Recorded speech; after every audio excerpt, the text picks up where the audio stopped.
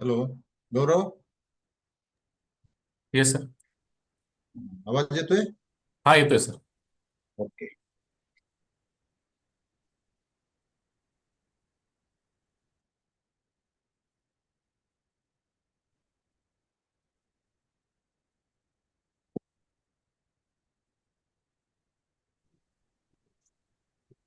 Good morning sir. Good morning one and all. कुठे sir बोलतोय? कुठे? Good morning sir. Good morning. Good morning. Good morning sir. Good morning. Good morning one and all.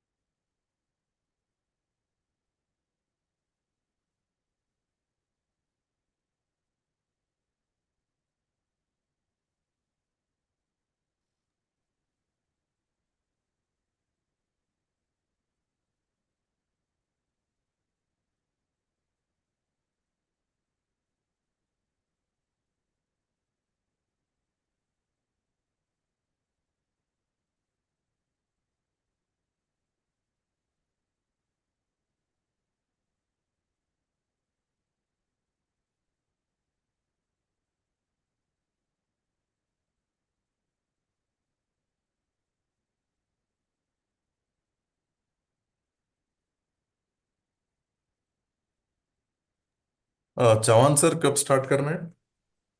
Start करना है, मैं उनको phone कर रहा हूँ प्रधान सर को. He will join soon.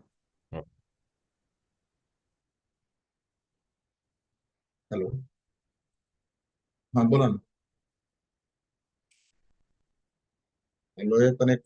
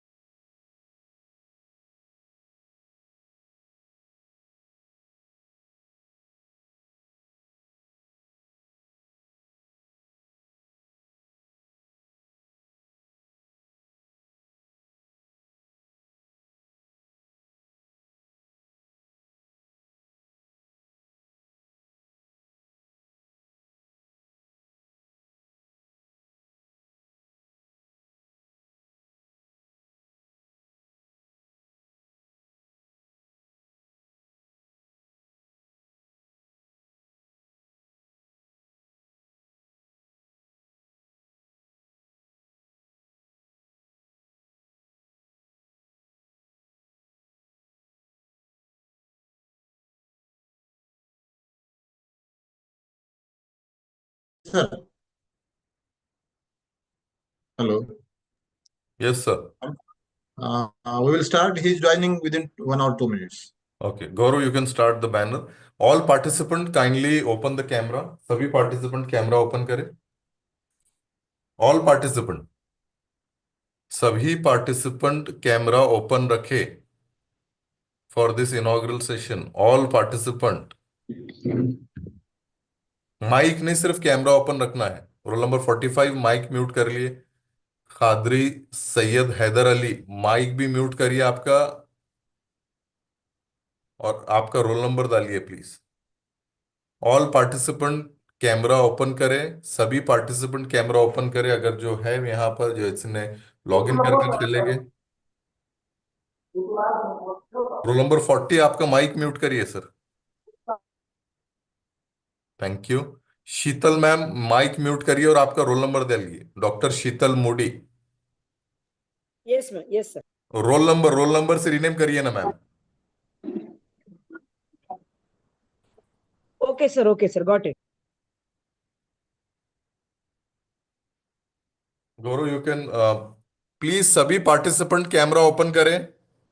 All participant camera open करें please. If you are physically present there in front of your mobile and a laptop or computer, kindly open the camera. If you are not physically present, you have just log in. तो आप सिर्फ roll number छोड़कर चले गए ऐसा हम समझेंगे अगर आपने कैमरा नहीं खोला है. सभी पार्टिसिपेंट कैमरा ओपन रखें.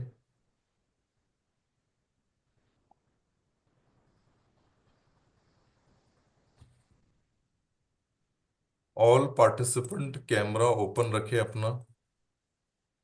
बाबू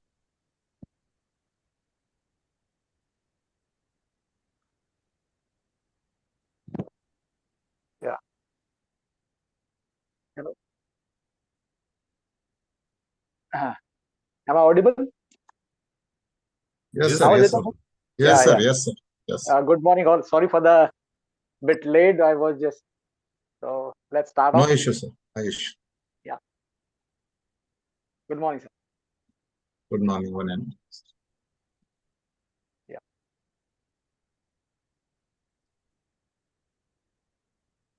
सर बैनर Office. करना है सर. हाँ यस ओके.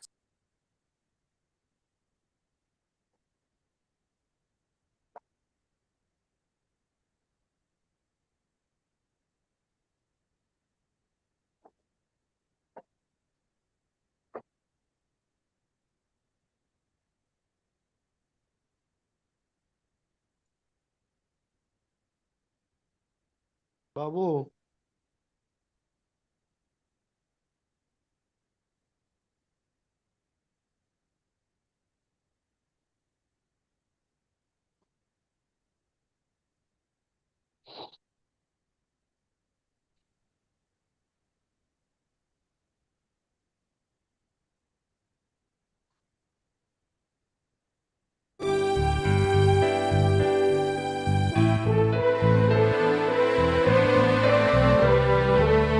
गीत आमुचे आकाशाचे गीत आमुचे सागराचे इतिहासाचे जनमनाचे गीत आमुचे जागराचे गीत आमुचे आकाशाचे गीत आमुचे सागराचे इतिहासाचे जनमनाचे गीत आमुचे जागराचे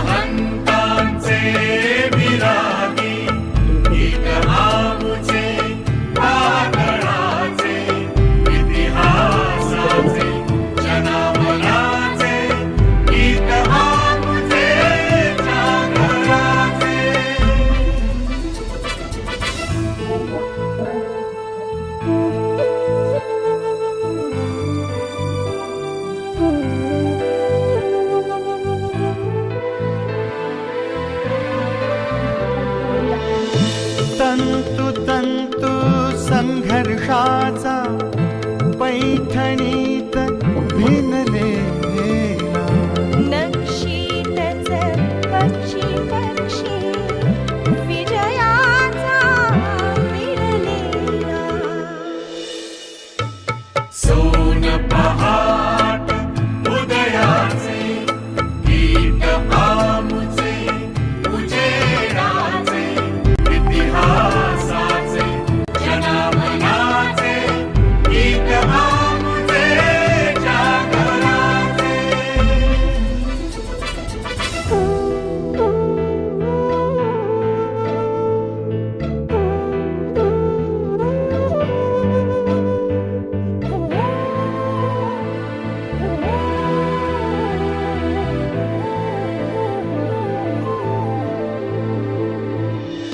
प्रज्ञेचा सूर्य नवा शब्द शब्द उजळून गेला समतेचा संग्राचा अर्थ ढाळून गेला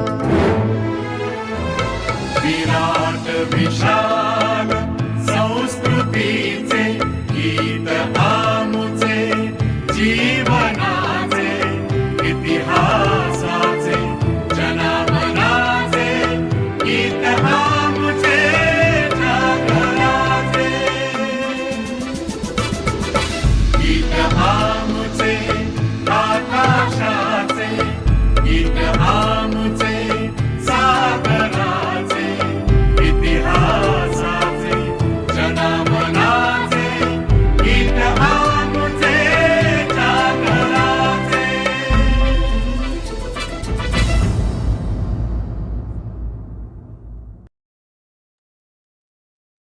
Thank you, Guru. You can stop the university song. On behalf of UGC Malviya Mission Teachers Training Center, Dr. Babasaheb Ambedkar Marathwada University, Chhatrapati Sambhaji Nagar, I welcome today's guest and keynote speaker, Tushar Pradhan, to this morning session of this refresher course in disaster management. I also welcome our senior faculty member from this university campus, Dr. Ram Chauhan sir, for this inaugural session. Already Tushar sir's biodata has been shared with roll number 1. So I would now request roll number 1 to give a brief introduction of our today's resource person. Yes sir सुरू करू sir Yes, ma'am. Yes. सर्वांना नमस्कार believe in yourself and all that you are know that there is something inside you that is greater than any obstacle good morning one and all present I am doctor Sunita Petkar feel privilege to introduce today's resource person. Today we have dynamic personality with us, Dr. Tushar Siddharth Pradhan sir. Professionally, sir is a dynamic disaster risk taker and a climate change professional with good work experience for more than 3.5 years in the disaster risk management. Academically, sir has completed his MSc in disaster management and currently he is working as a disaster risk management and climate change professional giving lectures on various topics related to disaster management.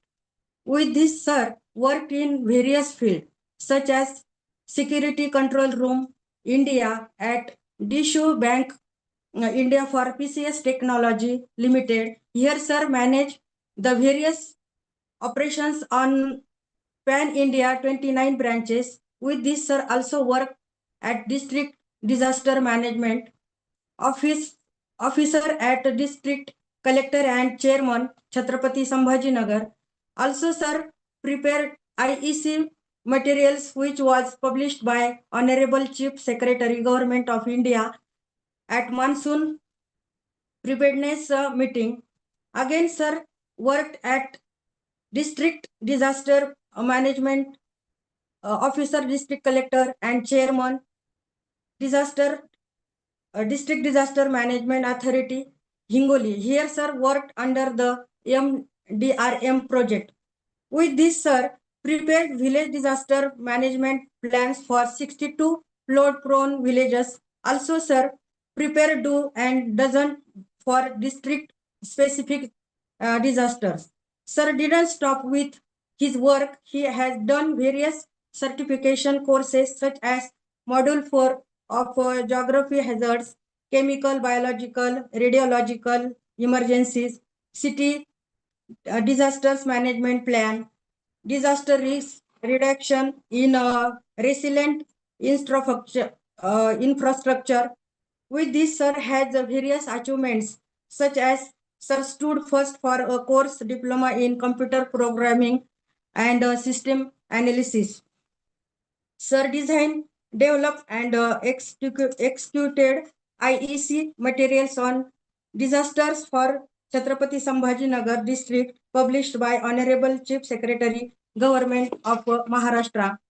Within sir has completed 6 week course, 6 weeks course on the Paris Agreement on climate change as and development agenda. Also, sir completed a United National Environmental Program such as global webinar series, environmental sensitive mapping for oil spill preparedness and response, rapid support on COVID-19 related waste management, etc. Also, sir worked for United Nations Education, Scientific and Cultural Organization, breaking the barriers responsible science communication for evidence-based discussion making again waste management to water economy, tsunami ready, knowledge management for resilience, science, English technology and innovation. With this, sir worked with various organizations such as United Nations System, Staff College, United Nations Educational, Scientific and Cultural Organization, National Institute of Disaster Management.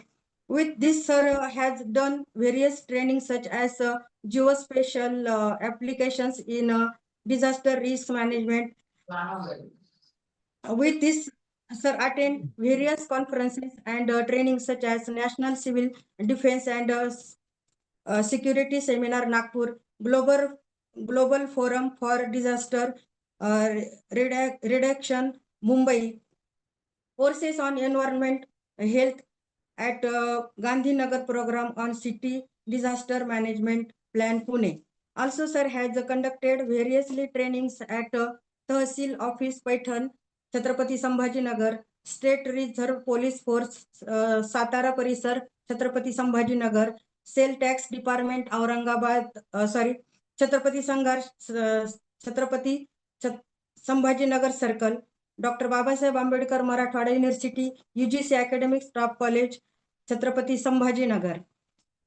Again, sir completed one technical course, machine learning in weather and climate. Also, sir has international publications on manifesto for the just city. With this, sir completed online courses such as nature-based infrastructure, implementing nature-based solutions for climate and disaster resilience infrastructure, applying ecosystem restoration innovations, courses on negotiating for trade and pandemic. With all those great achievements, sir also has international selection and appreciation as well at Oxford Climate School.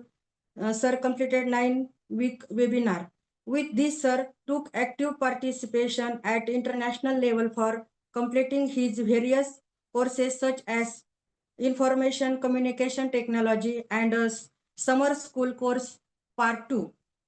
With this, sir has various publications in books with the title Disaster Management, Displacement and Rehabilitations, exploring the experiences of project affected peoples under development and project and many more.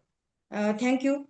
Today, I would like to express my gratitude to Dr. Babasaheb Ambedkar Marathwada University for giving me the opportunity to introduce the resource person on occasion of the HRDC refresher course at Chhatrapati Sambhajinagar.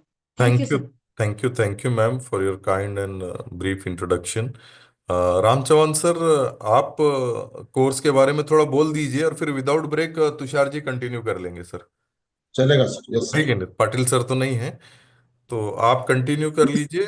थोड़ा सा course के बारे में आपका introduction देता हूँ, उसके बाद में आप कोर्स के बारे में थोड़ी डिटेल्स बताइए, then Tushar ji will continue.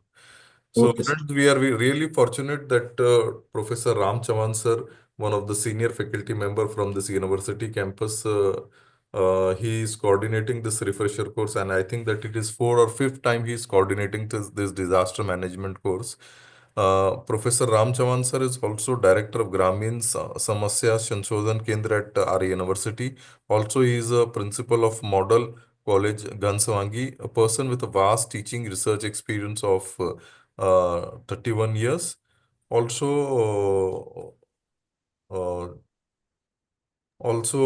he has published 84 research papers, successfully guided 11 students, participated in 71 conference, has also completed one research project, and he has been honored by late Gayabai Ramakrishna Patil Best Teacher of the Year way back in the year 2006, and an award of MSP Mandal Arts and Commerce College Kille Dharur. Then also Shikshak Pratibha Puraskar in the year 2011-12 by Department of Mass Communication and Journalism. Also Fellowship of Indian Association Aquatic Biologist, Hyderabad, and Fellow of Society of Life Science. Also, he is a life member of Indian National Congress, National Association of Environmentalists, then Society of Life Science, and Indian Association of Aquatic Biologists.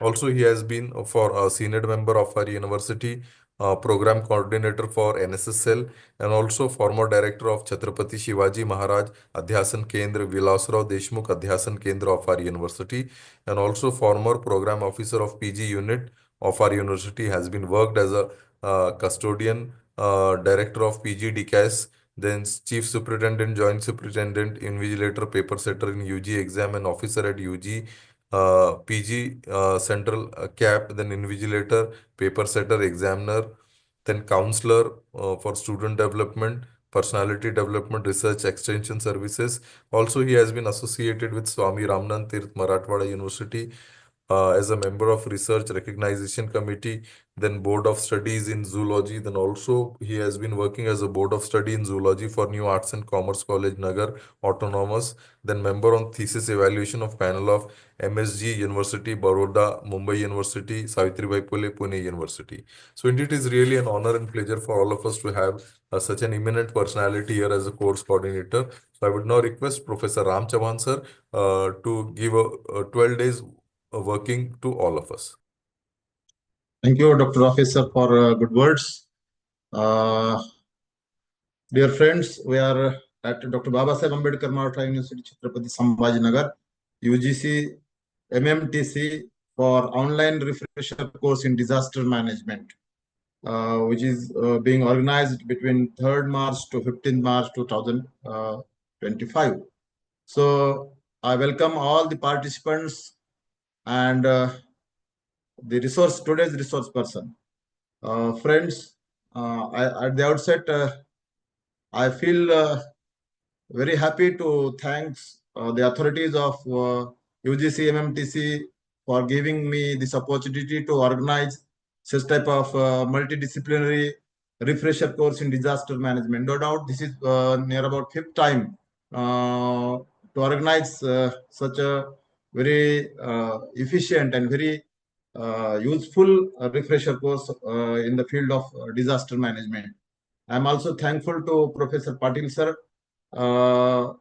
Director UGC-MMTC, Professor Dr. Rafe sir, Assistant Director UGC-MMTC, and all official and technical staff of the UGC-MMTC for supporting me in conducting this refresher course. I welcome Dr. Tushar Pradhan sir, who is a very dynamic person and who is going to deliver a very informative talk regarding the basics in disaster management and risk management. So I welcome you, Tushar sir. Dear friends, during this 12 days program, we are going to organize very informative sessions in different near about 48 sessions, and for these 48 sessions we have invited more than 20 to 24 different eminent resource persons. These resource persons are very expert in the field of disaster management. Many of them are scientists. Many of them are officials which are related to the government and non-governmental programs of disaster management. Many of them are also field workers, researchers, and social workers. So these very information-rich persons will no doubt enlighten our participants regarding different aspects of disaster management. No doubt there are various types of disaster, man-made disaster, natural disaster. There are various types of natural disaster which we have to face time to time. And I actually feel that this is not only the disaster management training, but this is actually what I feel is that this is a disaster preparedness program, because there are more than 73 participants from all over country which are participating as an assistant professor and associate professor for this refresher course, and they are going to be acting as a master trainers to train their students and the society at large for preparedness of face the various types of disaster which will no doubt come in life of human being and damage the life of human being.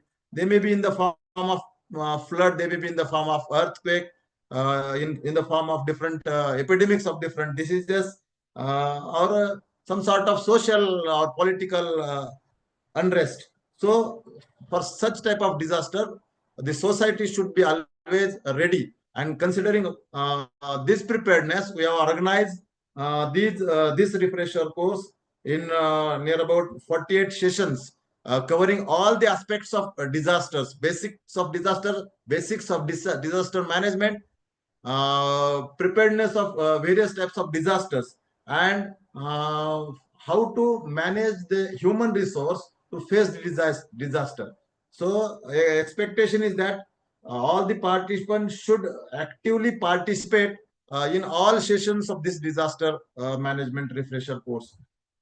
It is expected that unless they are actively participating, there will be not a two-way conversation between the resource person and the participants. While discussing with Mr. Tushar Pradhan sir, he expected that he will need the active participation of the participants, so that there will be fruitful conversation between the resource person and participants.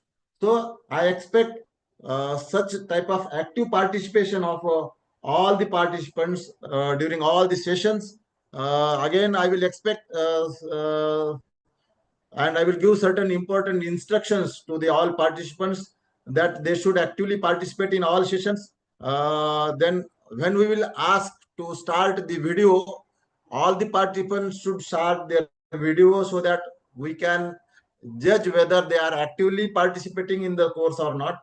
Then at the end of the course, there will be a test which will based on the content given by all these resource persons. So you have to attend very keenly the all the sessions, and all the participants must be present in all the sessions and in a proper dress code. Don't say that this is online course. So each participant should be present in a proper range, in a proper dress code, so that they can enjoy this type of academic feast. And I also request to avoid the personal conversation between the family members or between the participants. With these expectation, I welcome all the participants for this refresher course in disaster management. No doubt there are a number of faces known to me. All are expected to cooperate for conducting this course. And at the last, I welcome Dr. Tushar Pradhan sir for this session, and I express my sincere thanks to Professor Patil sir, Professor Rafe sir, and all the official and technical staff of the HRDC, MMTC. Thank you one and all. Rafi sir. Yes, over to Tushar Pradhan, sir. You can continue, sir. Yes. Yeah. So, good morning, all. And first of all, thanks to the entire team for organizing this refresher course. Thanks to Ram Chavan sir, Rafi sir in this course. And I like to share my knowledge among you. And it's a good way, as sir has rightly pointed out, that it's not just about a training program, but it's all about preparedness program for you to understand the basics of disasters, then take this knowledge to not just to you, but to your family, your students, and passing on to the next level, so that we are building an India which is resilient to disaster. So really thanks for this good introduction. And also this is the way where we transcend knowledge, and through knowledge we pass on to the next generation. So thank you all for this opportunity. So sir, can I share my slide? Yes, sir. Yes, sir. Yes, Sure. yes, yes. Yeah. Thank you. Yeah. Yes, sir.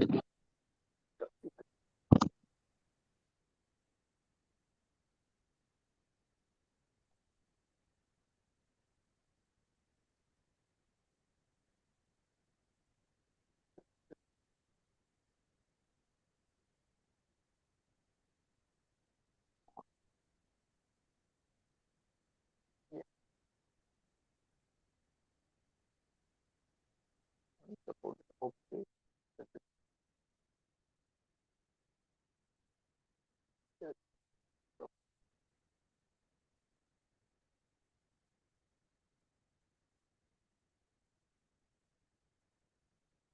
Actually, there is a problem, sir. Can you share it from your side, because I think it's not supporting from my side. The presentation slide. Gaurav. Yeah. Yeah. You can have someone already who आप can. Share करिए, आप एक बार share करके देखिए sir, और share का Actually, option है. it's showing that it's not supporting this. That's why. So I've already shared it. I think from your Gaurav, side. I already sent that file to you. Okay.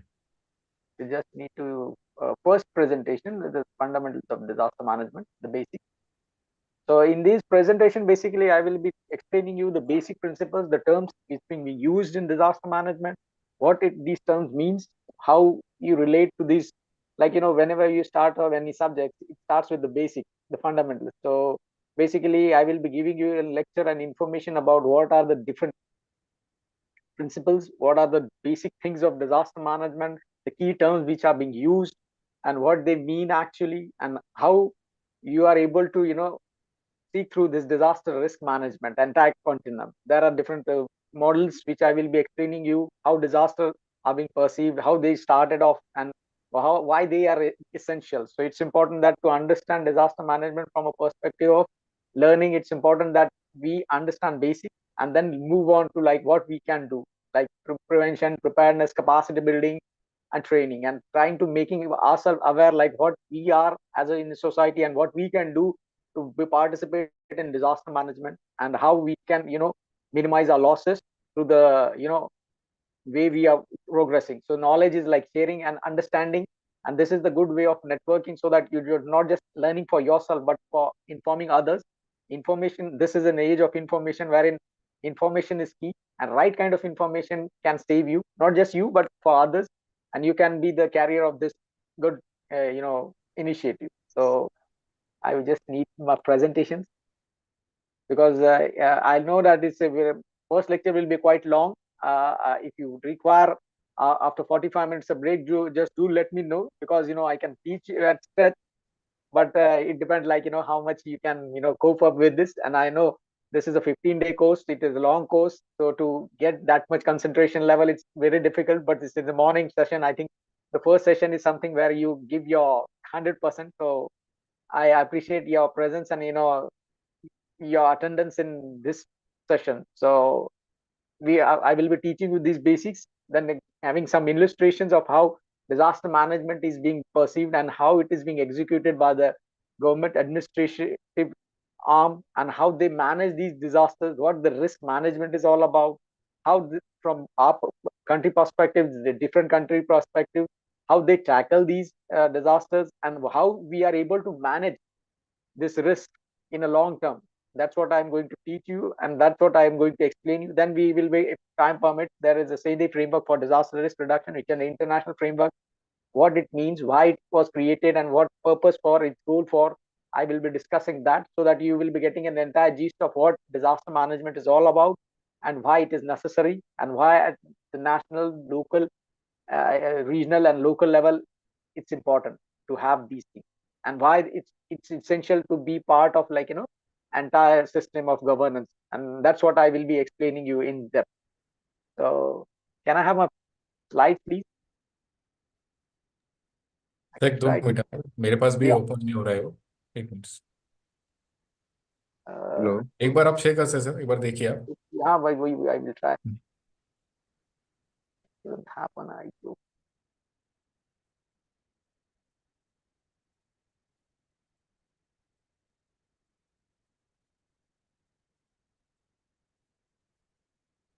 Okay, do one thing. I think just a second.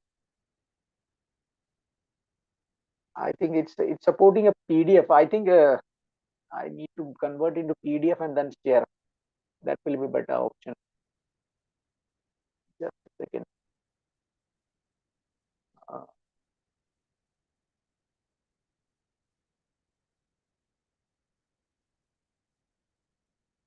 Drop it.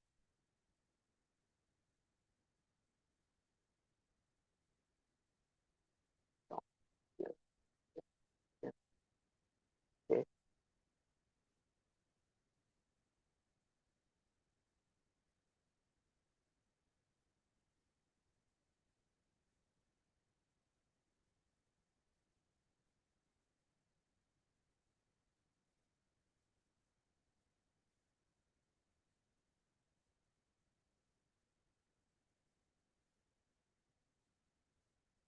Gaurav. Hello, Gaurav. हाँ sir. Only host can share the screen. असं काहीतरी option दिलंय का तुम्ही? नाही sir, coast ना already बनवलंय आता, ऑलरेडी ते पण शेअर करू शकतो। त्यांना होस्ट बनवलंय का सर ना? हो हो ऑलरेडी आहे सर, Yes, तिथे yes. शेअर करू शकतो सर। Okay, actually काय झालंय की technically it's not printing, so I will share the PDF version so that it can be seen. Okay, let me check now if PDF comes so that I can start the presentation.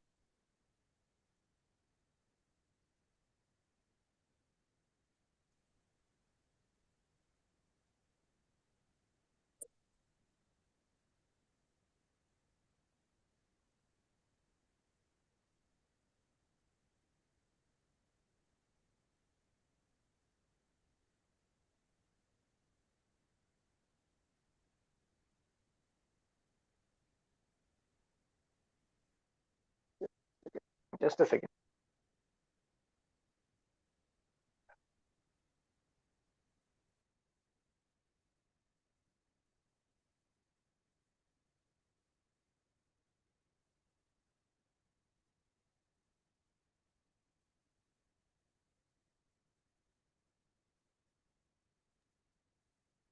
Okay.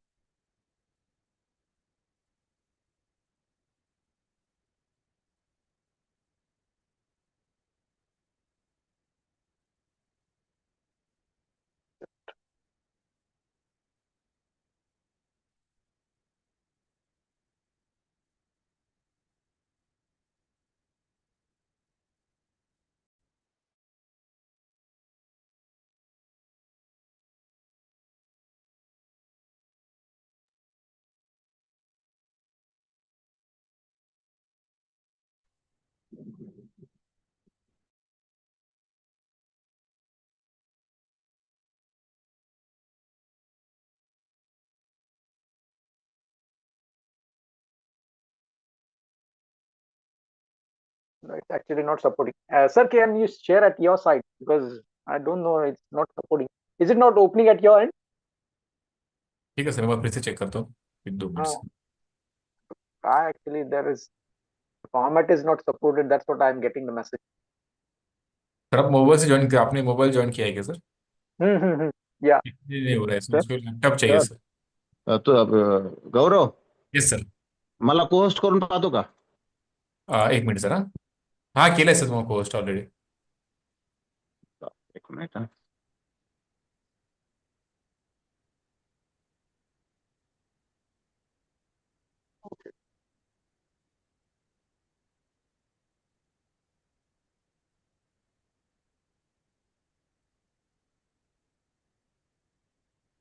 मला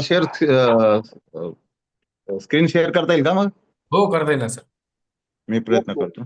Sir, at the end you can share the screen so that I can Suggest. I can start.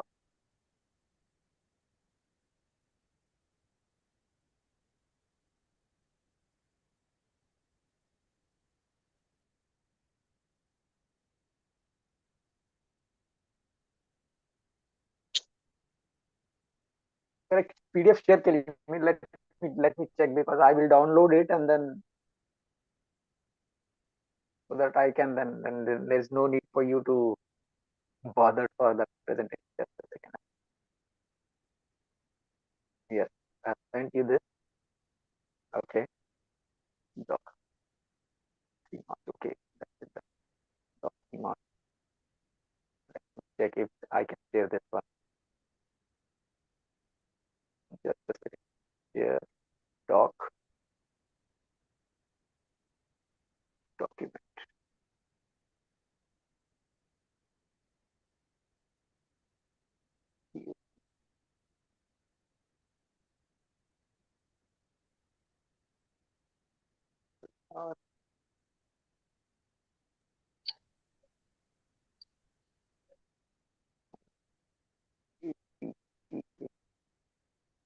What is not fundamental download.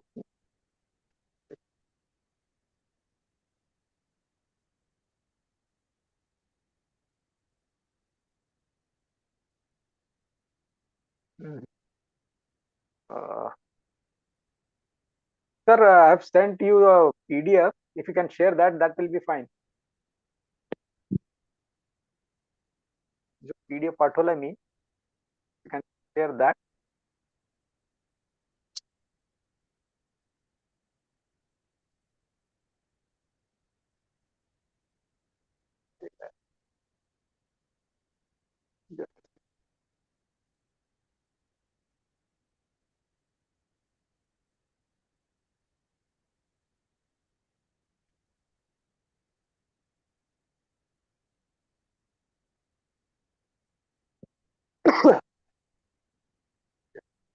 Technical issues are there, so it's taking long, but no worry. Just a second.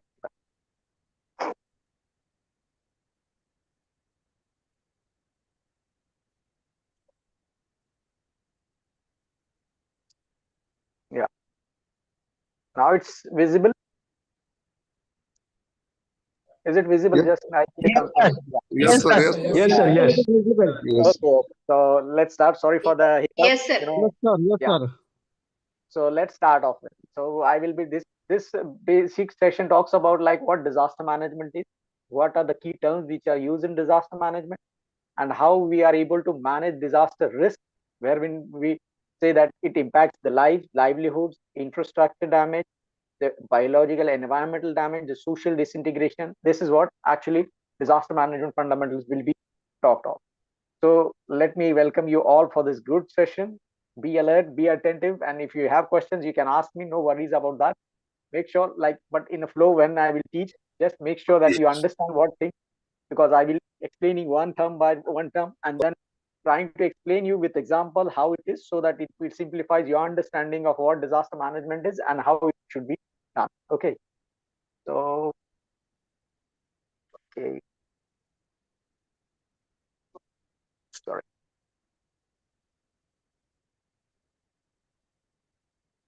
Okay.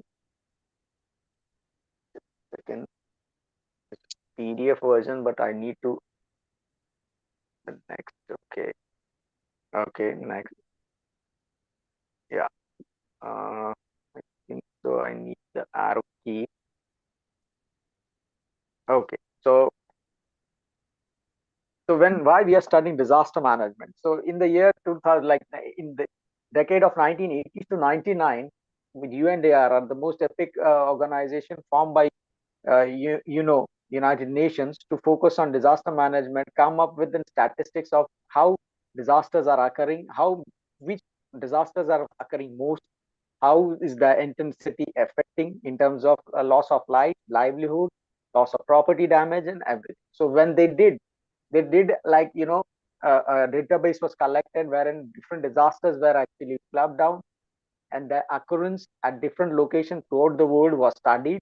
And what they found was that in the decade of 1980s, the 10 years decade versus the 20 years decade, like 2000 to 2090, they compared that why disasters are happening more. So when we look at this chart of UNDRR, it states that drought, which is a slow onset disaster. I will be explaining you what slow onset is and what sudden onset is. Then earthquake, that is which is a sudden onset disaster.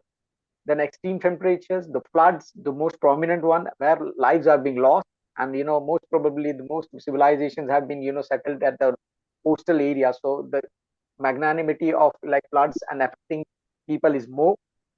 Then landslides, those the hilly areas, those people who are living at the hilly areas. So what these statistics explained is that they try to understand that how many occurrence of these disasters happened at different locations in the world. And when they clubbed these statistics together, they found that every decade there is an increase in fourfold of disasters which are happening. In this disaster, there is a loss of life, livelihood, loss of person's assets, and also there is an environmental damage which is happening, on which we people survive. So that was the concern. So that was the concern to start off with the disaster management concept, wherein rather than allowing these, like why these are happening and more prominently happening with increased intensity and magnitude, it was because the ferociousness of different mix, wherein the social cultural aspects, and we never say that there are natural disasters. We say there are natural hazards. I will explain you the difference between what is disaster and a hazard. Hazard actually is an entity or an way, I mean, like a natural process or a human induced process that causes an harm, but it is function of multiple things. That includes hazard, risk, which is the function of hazard, risk, vulnerability, and capacity, and exposure. So when these disasters happen, and they are being increasing, ever increasing, like storms. In our case, we called it a storm, the super cyclone 1999 in Orissa, which happened in 1999, and more than 10,000 deaths happened. That was the case where we, as in part of Indian government, start to focusing on like such loss of life needs to be reduced, and for that we need to have a management, we need to have a structure, so that we not just face such disasters, but also able to minimize the loss of life and damage to the property. So what can be done? We need to create an structure wherein we are able to cope up with these things. And what are the things required for managing disaster? It requires proper use of resources, existing resources, have proper early warning system, proper understanding of the root causes. Like first, the study was to understand what are the actually disasters, where it happens, which are the dark spots, which are the hot spots of disaster, and how they affect different sectors, different regions of the country, and how we should be prepared in the long term. So if you example the wildfires mostly we have listened to wildfires in Australia, which has happened where more than half of the biodiversity got burned down just because of forest fire that were not able to be controlled by the country. Then volcanic activity, the Tonga volcanic eruption, which was happened latest in the Indian Ocean. So these are different disasters actually which is striking. But when we say that what are disasters? Disaster is a term when previously when I studied, it was termed as an an entity wherein human life and loss is happening. Like an earthquake happening in a city where people are affected, that is called a disaster. But if it is happening at a remote island where no person lives, that is not called as a disaster. That was the previous definition. But this is not like a rigid definition. As studies progressed, as we advanced, these also include different things, like now loss of biodiversity and ecological harm is also considered as a disaster, because why we humans depend upon that. And this disaster management is an holistic approach wherein it's not just considering about we, but the entire ecosystem around which we live around. So these are the things like which started off. Then why prominently it started? It was a focus because the loss of lives were huge. Like if you take of like earthquake, but as I told you, it's a sudden onset hazard, wherein it gives very less time for you to react. Suppose an earthquake happens and you want to save yourself. So what best you can save is to be in a place wherein drop down, cover and hold, or you are able to evacuate to the open ground where there is no, anything which can fall on you. You can be safe. That's the way you can take shelter. So this loss of life actually promulgated a UNDRR to focus on disaster, to reduce loss of life, to reduce loss of property, damage to property, and different parts. So the prominent being earthquake, storm, then extreme temperature that includes both heat waves as well as the cold waves, where the temperature goes extreme and people are not prepared to uh, save themselves towards these extreme conditions. And also the flood, as I told, like in Assam, in Bihar, Kosi, there is every year there is a perennial flood which happens, and there is people needs to be evacuated. So because of these factors, and multiple countries, not just we as a single country, but there are small island developing states, there are landlocked countries, there are least developing countries, the African countries, everybody is facing these challenges, including, and not just one particular, it's restricted to one particular continent, but entire 5 continents are being affected by disaster management. And now currently we are in an era where we are facing the climate change, wherein the changing climate is changing the weather patterns changing the entire hydrological cycle, and hydrological cycle creating a big challenge for us to manage this disaster. And actually, if you are not having a correct early warning system, not prepared to manage these disasters, it causes more harm than what we can prepare. So managing all these things was the focus of UNDRR, and when it started off, this was the case there. So what the definition says of disaster? What is this disaster? It is a disruption of functioning of a community or a society at a large scale by a hazard, an interaction of conditions like the exposure, the vulnerability, the capacity, and leading to one or more of the following: what? That human loss, a material loss, economic loss, and environmental loss. And this loss, and the most important aspect of a thing to be called as disaster, is that those who face these disasters are not capable to come up on their own. They require outside help. So that's why when we say that when disaster happens, it exceeds the bearing capacity of the community on which it happens, and it requires outside help for them to come up to the normalcy or the a normal level. So that's what we call as a disaster management. Disaster is something which where you are completely being affected by it, and you require outside help for your normalcy, to getting back normal, and that is called as disaster management. Disaster. So now when you look at this, there are different types of disaster. There are small scale disaster, large scale disaster, slow onset disasters, and sudden onset disaster. When I talk about small disaster, means suppose a family losing a earning member of a family is lost in an accident or something. It is a disaster for that family because he was the earner, he was the old sole bread owner of the family, and his loss means there is a financial loss, there is an economic loss, there is a social loss, and that's how it's a small disaster. But it's a localized one because it's pertaining to certain family. But when you look at a large scale disaster, it usually includes the entire geographic location, like a particular city or a country, and having a huge impact. And also sometimes it's an international, like take example of the earthquake which happened in Turkey, where 2 cities were affected by more than 7-degree magnitude of earthquake, and where there was a complete destruction. So they require outside help to get back to normalcy. So that was the largest disaster.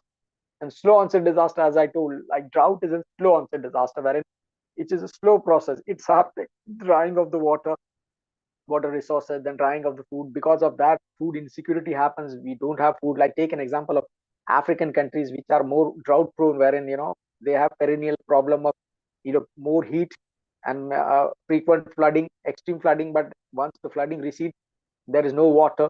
No water means no agriculture, no food, and then they need to survive on the outside aid that is being given. So slow onset disasters are something which are very perceived, but they are in the making, in the sense they are not like happening in the one single stake, but there is a socio-economic strain, there is a lack of rainfall, there is a lack of food insecurity, there is lack of water storage, and also the mismanagement and governance, because sometimes decisions taken wrongly can create a problem, and it can lead to different disasters like desertification, like people cutting down trees, deforestation happening, but because of that there is a temperature rise in that particular region, and if temperature rises, then the living capacity or the people around whom to survive, you require water, you require vegetation, everything, but if that is lost, it starts to deteriorate.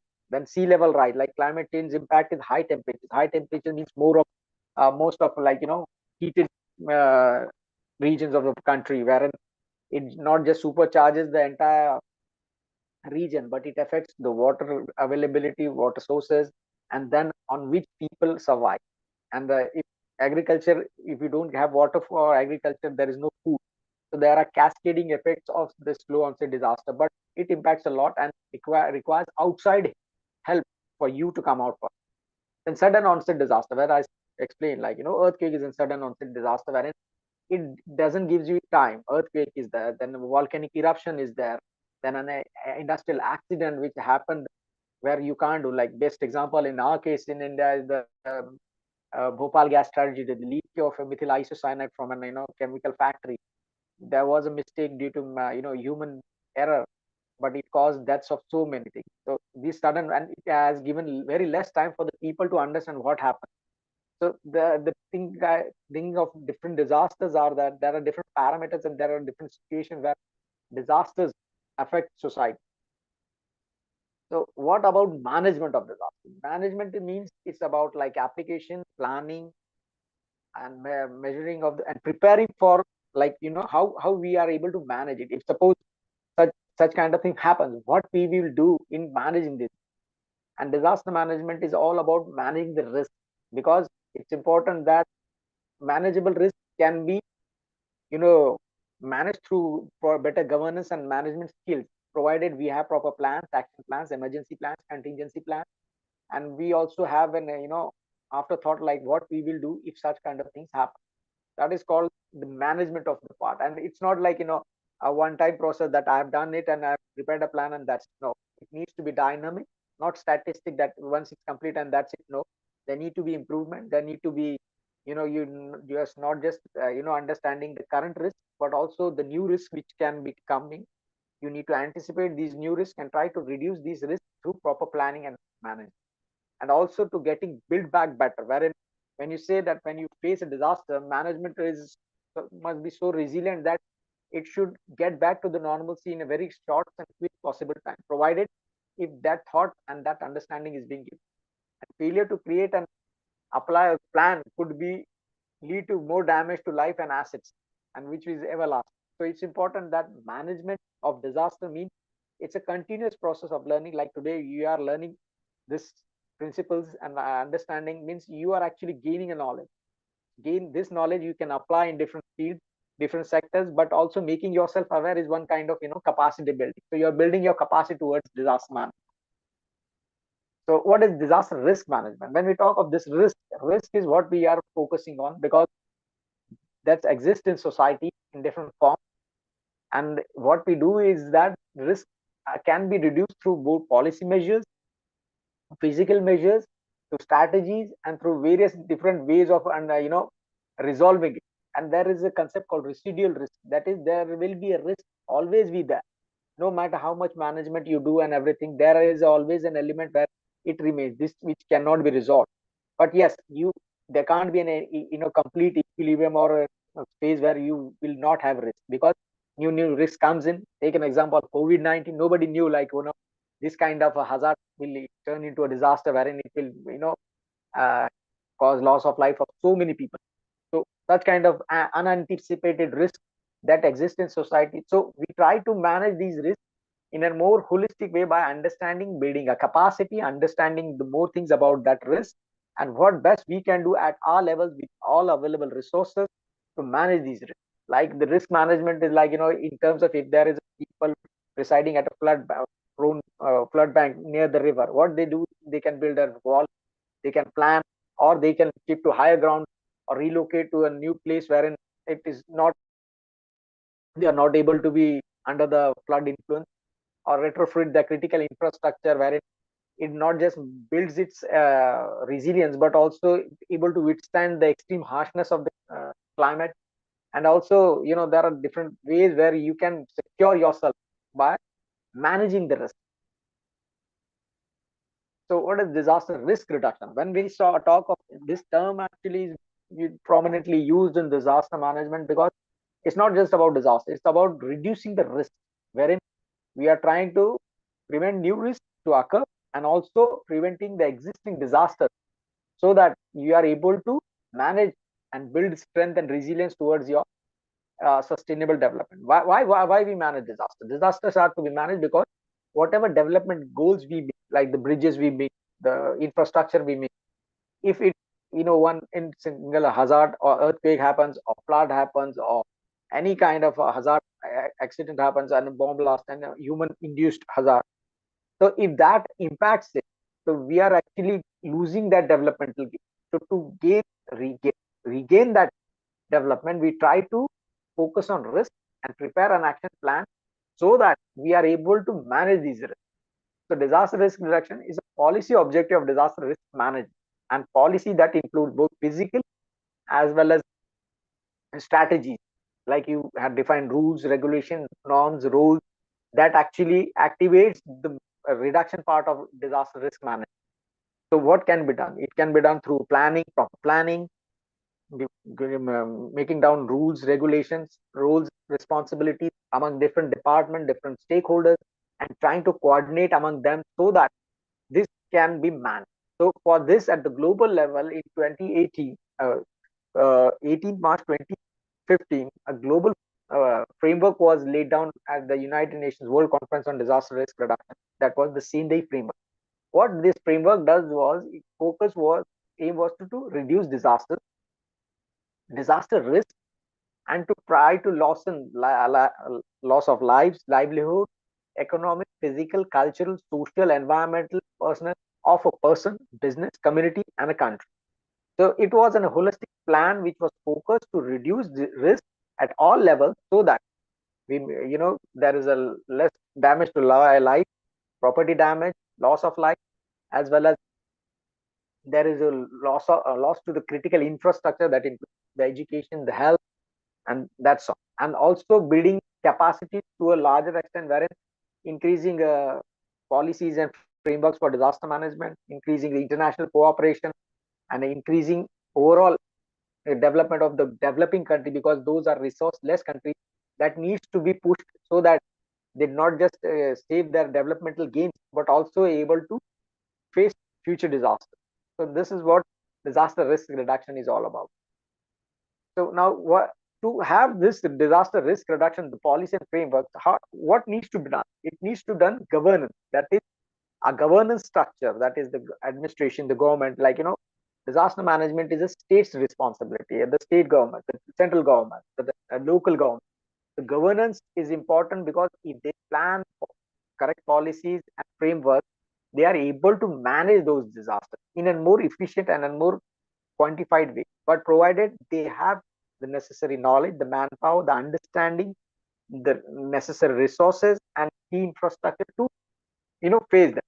So what disaster risk governance is? The system of institutions, mechanism, policy, legal framework, and the arrangements to guide, coordinate, and oversee disaster risk reduction related areas of policy plan.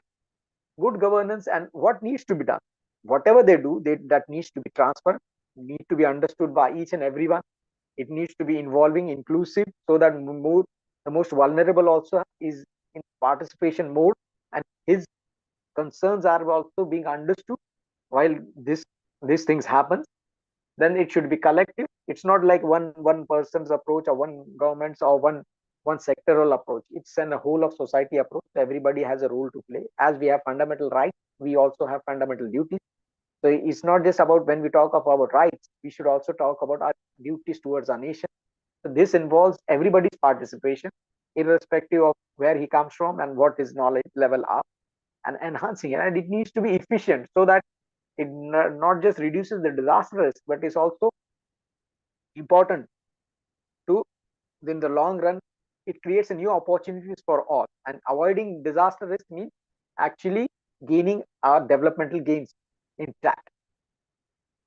So now, what to happen? Like the governments, as we talk, like these are the policy decisions which will take. But beforehand, what we need to do? We need to assess things. Like assess means before doing something, what we do? We assess ourselves.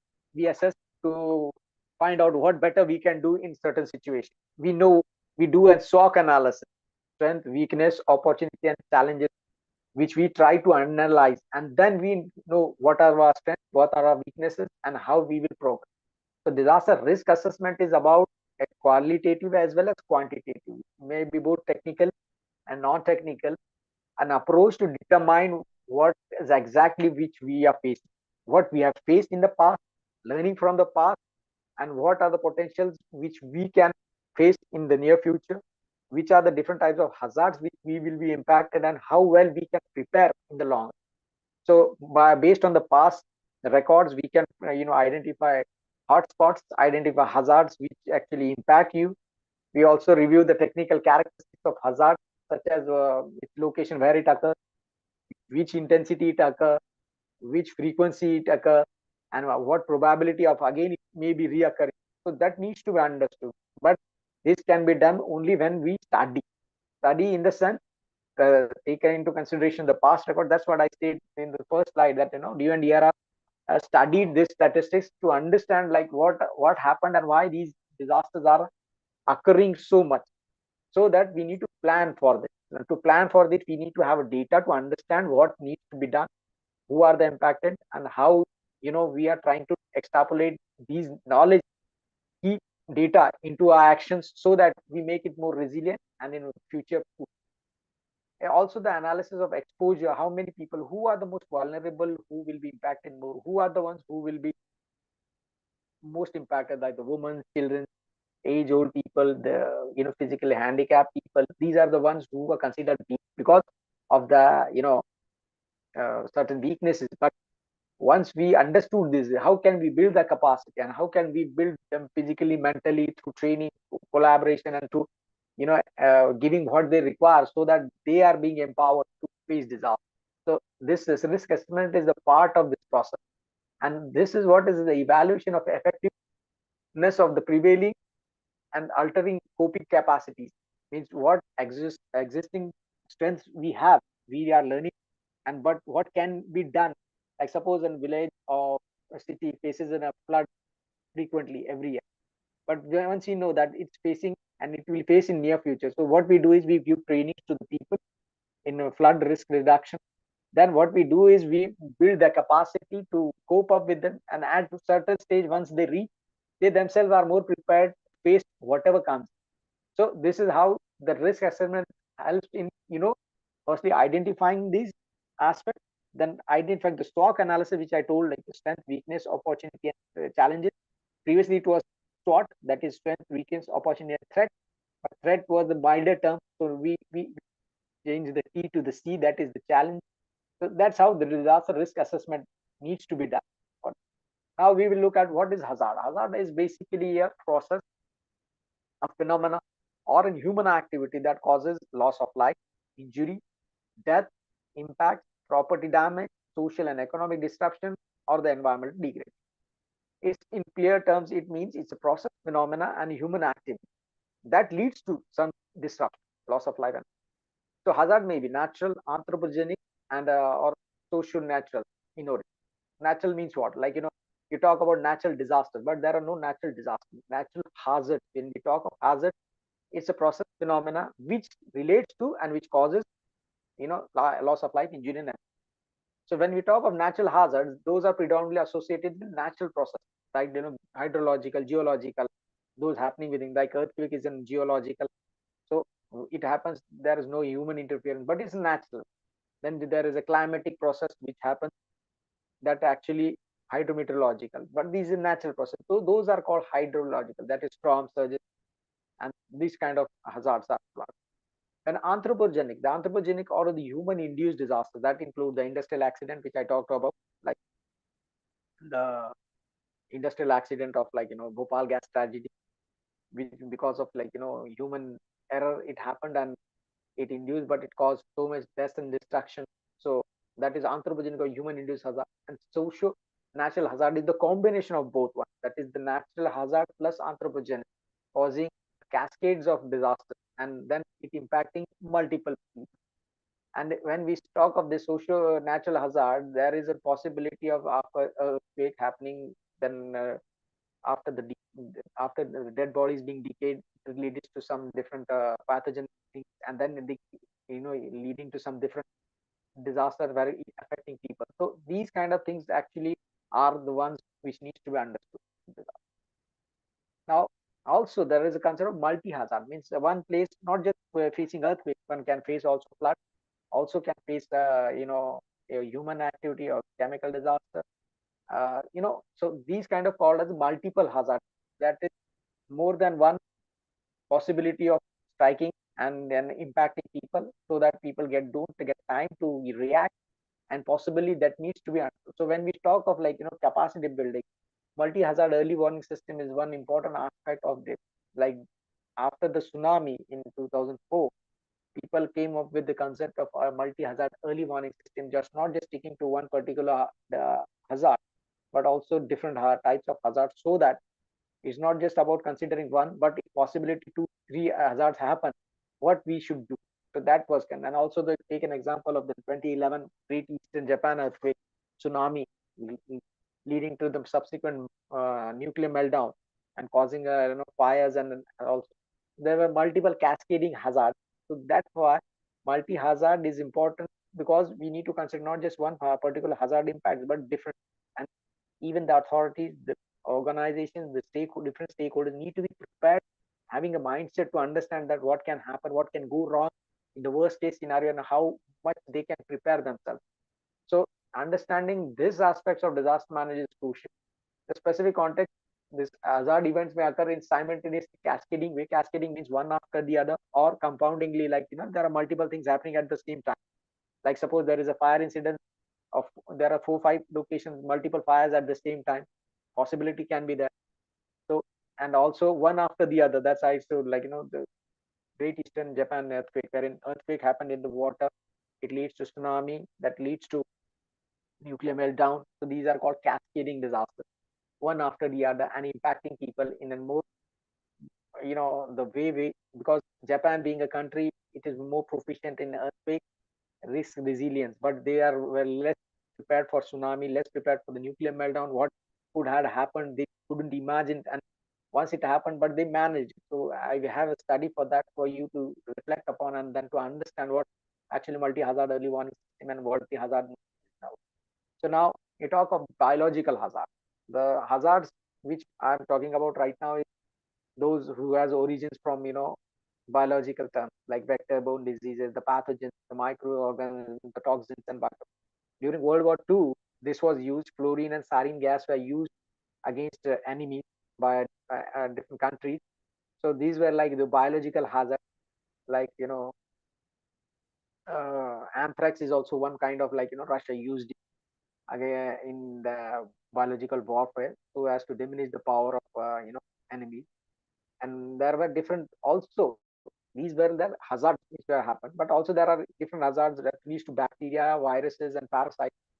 That includes poisonous plants, that includes mosquito carrying disaster, disease causing agents. Like best example for biological hazard is COVID-19, which everybody faced. We have the Nipah virus, the Ebola virus, which is in South Africa. Very few people knew it.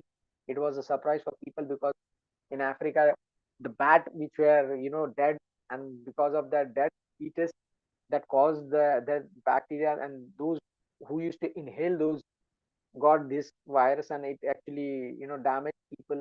So a few of them lost their life.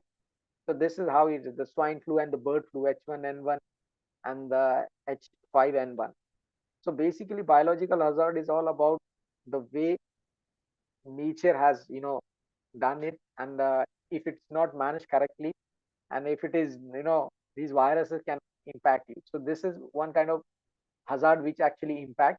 It comes under the health hazard aspect, and where that needs to be where the health system of a country or any country that in case of COVID-19, World WHO came into picture wherein it regularly gave information regarding how it is to be dealt, what are the safety measures to be done, and what needs to be done, because this is more technical aspect. Even doctors of our means different countries were not prepared, because even they didn't know what are the measures to be understood. So these kind of challenges comes, and then we need to also enhance our knowledge. So this is what biological hazards is about. Now when we talk of environmental hazard, these are the chemical a natural or a biological hazards that actually impact soil, water, and air. These is a combination, but it actually creates a lot of challenges, and it impact, it might be local, but once it impact, it has a long-term impact on entire people around. And it's important that if we focus on hazards, that needs to be understood in a more correct way, wherein how it impacts you at the different people at the different location, and how we are affected by that. So also, like people conducting a deforestation, completely, like the Amazon forest, take an example. People are cutting down the trees, and they are doing, but what impact it will have, because it is reducing the green cover. Reducing green cover means temperature rises means what?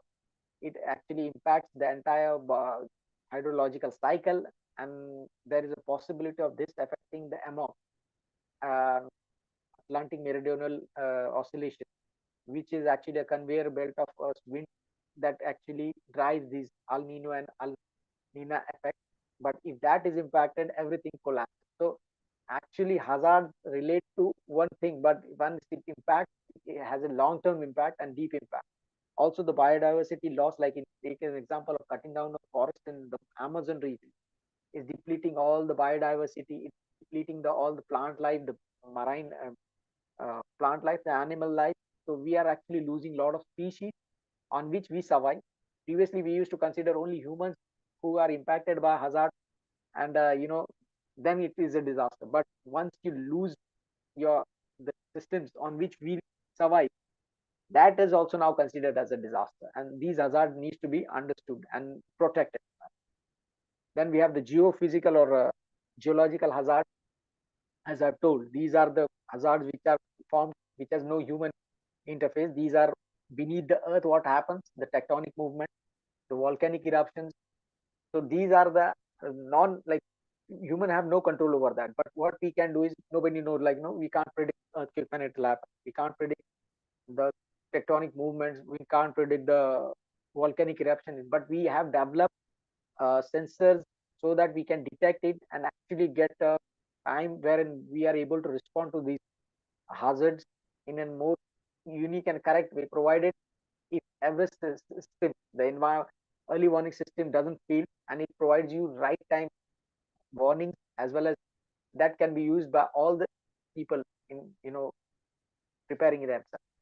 So hydrometeorological factors are important contributor to some of these processes, like I've talked, like the mass movement, the landslide, the rock fall, debris flows, and the mud flows. Like if in Uttarakhand, when it happened, there was a mudslide wherein a hydropower plant, people lost their life. At the upstream, there was a water flow which was there, that is called glacial flakes, GLOF, which stored water, but that dam burst happened, and it was so ferocious that it just wiped out all the things which were in their path. So that water with the mix of mud and everything, it really converted into the mudslide and debris flow, which actually the hydro project which was being at the Joshi mud in the Uttarakhand. So many people lost their lives, and that. So even we need to understand what kind of development we are doing and how we need to prepare ourselves for this, because any misadventure in the natural course of things, it can lead to more hazards and impact. It was an hydro project to provide electricity, but it was the assessment of the upper course was not done, and that's how we impact. So understanding these aspects is important. Tsunami, yet and very difficult to judge what kind of disaster it is, because it's an underwater earthquake, which happens with diversion and subduction. And when it happens, there is a large energy flow influx between that happens, and it generates that energy in the water. When the water gets that energy, it starts to flow as a wave, which is supercharged. And once it reaches to the shoreline, the water level have reached to a level that it can't be imagined. So again, from it's a geological too, and marine, and oceanic process.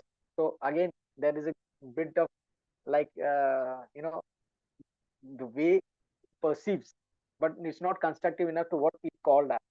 So these kind of hazards which have no control but have human impact on coastal life, livelihood, and affecting people, that needs to be understood.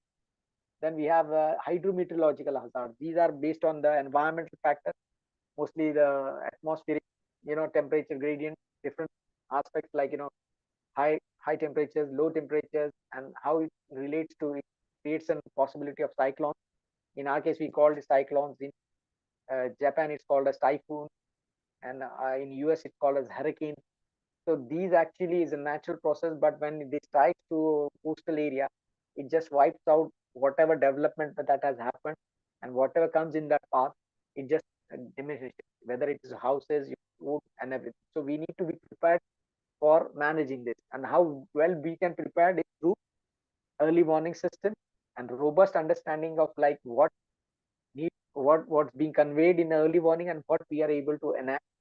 It also includes the flash floods, which gives very little time, as I told, like the Joshimat example, where flash flood caused the debris flow and give very few time for the people to even evacuate because it was all of a sudden and it just wiped out. So this kind of hazards actually need to be understood in a more correct way. Hydrological condition may also be a factor in other hazards such as landslides, wildfires, locust plague, epidemic, and in the transport of this and disposal of toxin substance and volcanic eruption.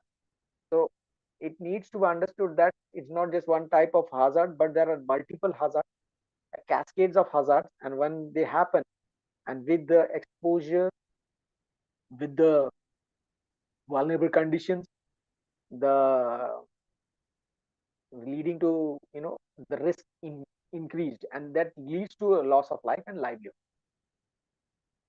So now comes the technological hazards. These are like purely human induced, because technology means we people using like extracting a lot of chemicals from the earth's crust and using it for different purpose. But when we use it, we throw it, we are not correctly doing it. So that's why it's leading to a lot of, and best example of technological hazard I would say is the Mayapuri incidents of Delhi, wherein cobalt 60 was an radioactive material that was actually was in a chemical means an electronic device which was there, but nobody knew what it is, and it was just without any proper disintegration of that equipment, it caused a lot of problems. One person who actually broke that device and he thought like it is a diamond or something, so he put that cobalt 60 in his pocket, and when in the evening when he was like traced, so he got like a scar on his thigh, and he died. So sometimes these kind of things happen. So lack of proper disposing things which needs to be understood. And when that actually radioactive materials are something that these are specialized hazards that needs to be having special equipments to handle, because until unless you don't know, then came the regulation to understand like the disposable of radioactive materials should be in a more correct and uniform way that needs to be reported how it is to be displayed. And but when it happened, because after Mayapuri, nobody then came to know like these kind of things happens and can causes loss of life and life.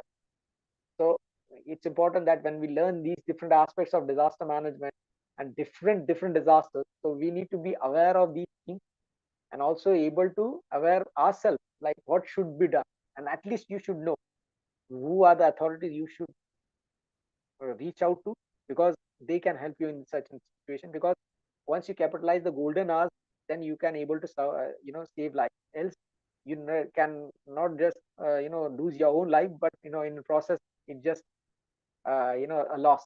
So it's important that we make an effort, whatever we learn, we transcend that knowledge to the next level. So also technological hazard also require there are different ways like we are being impacted. So nuclear radiation, I talked about like the Mayapur incident, the twin toxic waste disposal, where most of the companies do the waste in, take example of Yamuna River, which is highly toxic, where a lot of like tanning industry from the north and UP side, they dump all the the waste, toxic waste in that, contaminating the water and just making it unhealthy. And and take an example of Kumbh Mela, we have that which happened, and then the quality of that water needs to be checked before doing all that. But the dumping and so many people gathering at one place, so maintaining its purity is a challenge. So authorities need to be very clear, like how needs to be managed. The proper planning should be there, and that's how. And also the chemical spills, like there are factories which produces the MAH, major accident hazard units. I would example give you LPG cylinders. These are like the chemical which are highly lethal. Some gases and inert gases which industry produces for pharmaceutical industry. Those are quite lethal. If you mishandle it, there is possibility of loss of life, and it needs to be understood in a way. And there is special way to tackle these things. Like in our case, when I work at the disaster management as officer, I was working. I prepared the CBR and SOPs, the chemical, biological, and radiological standard operating procedures for how to deal with such kind of hazard, and how there is an on-site plan on the company and industrial side, but off-site plan when it's being transported, the chemical or the inert gas or the liquid being transported through transportation through highways and everything. If some accident happens, what should be done? That needs to be understood, because these are like quite important and most technical stuffs, and only people who handle these, they need to be known. And also, if some accident happens, people around them, what precautionary measures they should take, that also needs to be understood and propagate in the least possible time, because if some mishap happens, there is a possibility of it affecting everyone. So that's how these hazards impact us. Technology hazard also may arise directly as a result of impact of natural hazards, like an oil tanker being in an earthquake, getting hit by something, and then there is a chemical spillover and everything. So there are endless possibilities of hazards impacting, but how we prepare ourselves and how we prepare in the long run, that is important. So when we talk of disaster risk, we talk about like it's an equation which defines by this hazard. That's I told, like these are different occurrence in the process that impact and causes loss of life and harm to society. Then exposure, those are the things which are near to that, like people living near a coast, river coast, where it is always flooding. Take an example of Assam. In Assam, there is always flooding, and when Brahmaputra flows, it actually occupies an entire area which gets flooded.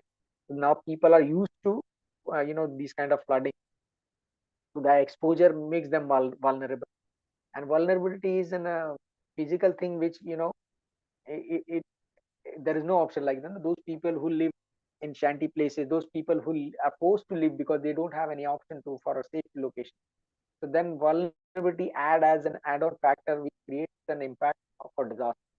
And to reduce all this, building capacity, like I'm giving a training to you. This is one kind of building your capacity. You will get informed, and you will inform others. That's how we build capacity. That's how we build awareness. And when we build awareness, we try to take trainings, we try to understand new things, learn new things, and try to pass on that knowledge and use it in different types, so that we just not just making ourselves aware of all these things, but also making fully aware of how to tackle it, so thereby building our resilience and confidence. And disaster risk comprises different types of potential losses, which include often it's difficult to quantify. Like financial losses are there, human losses are there, but what about the psychosocial aspect? Like family member living, losing its earning member. So it's not just financial loss, but also a psychosocial loss, wherein he was the breadwinner, or he or she was that, but her loss actually drain out the family's morale to live. So it's just beyond that, and to quantify such risk is very difficult. Not everything can be quantified in terms of money. It needs to be understood in that perspective.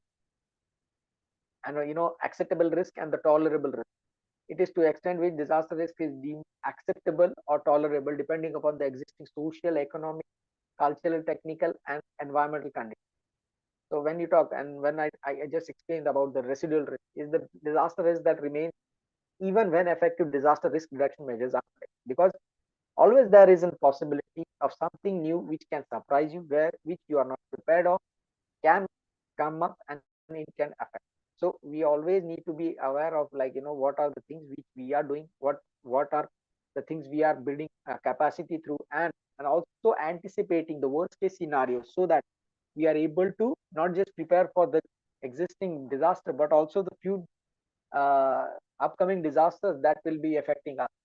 So when we look at disaster management risk perspective, the risk, we are trying to reduce the risk and the potential to injury, potential to damage, and this needs to be actually quantified. But if you reduce hazard impacts, exposure, and vulnerability through building your capacity, that's how we are able to tackle this disaster.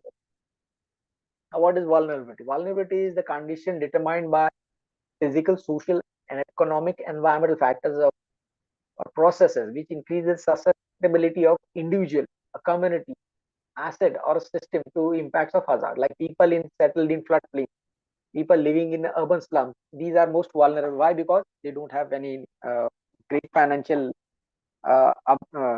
assets to deal with, so they are living in shanty places, and then during monsoon it gets affected, gets flooded. Then possibility of disease is also prevalent because of unhygienic conditions. So this makes them more vulnerable. So hazard impacting an area is one thing, but the existing condition, their incapability to manage it through the vulnerable conditions makes them more vulnerable, and this vulnerability causes more loss than they survive. Then what is capacity? Capacity, I told, like, the combination of the strength, attribute, and resources available within an organization, community, or society to manage and reduce disaster risk and strengthen resilience. So we use all the things, like the resources which we have, the information which we have, the knowledge which we have gained, and the kind of training we have taken. So these are all capacity. Capacities actually builds your confidence. Like suppose if you are not trained in a chemical hazard and you are trying to deal with it, you will but naturally not feeling confident to face it. But once you're trained in a chemical hazard training program, wherein you are given all the key informations and what to do, what not to do, the do's and don'ts, so then that actually builds your confidence to face such kind of hazard. And that's actually the capacity building exceeds the knowledge level, and when it inculcates a habit of knowledge gaining and skill development, then you feel empowered. And once you feel empowered, you are able in a better position to deal with any kind of unexpected and unwanted scenarios, and through your knowledge level and through your skill. Coping capacity is the ability of people, organizations, systems using available skills and resources to manage adverse conditions, risk, or disaster. The capacity to cope requires continuous awareness. That's what I said. There is no finish line of learning. You can't. And then this is era of lifelong learning, where we are not restricting ourselves towards one particular subject. Or now we are having we are in a mode where there are dynamic field of studies. We are studying science, we are studying law, we are studying economics, we are studying technology. So it's an amalgamation of all the studies. That's what builds your resilience. And once you build this capacity, it actually naturally builds your resilience, face in any conditions that comes up to you.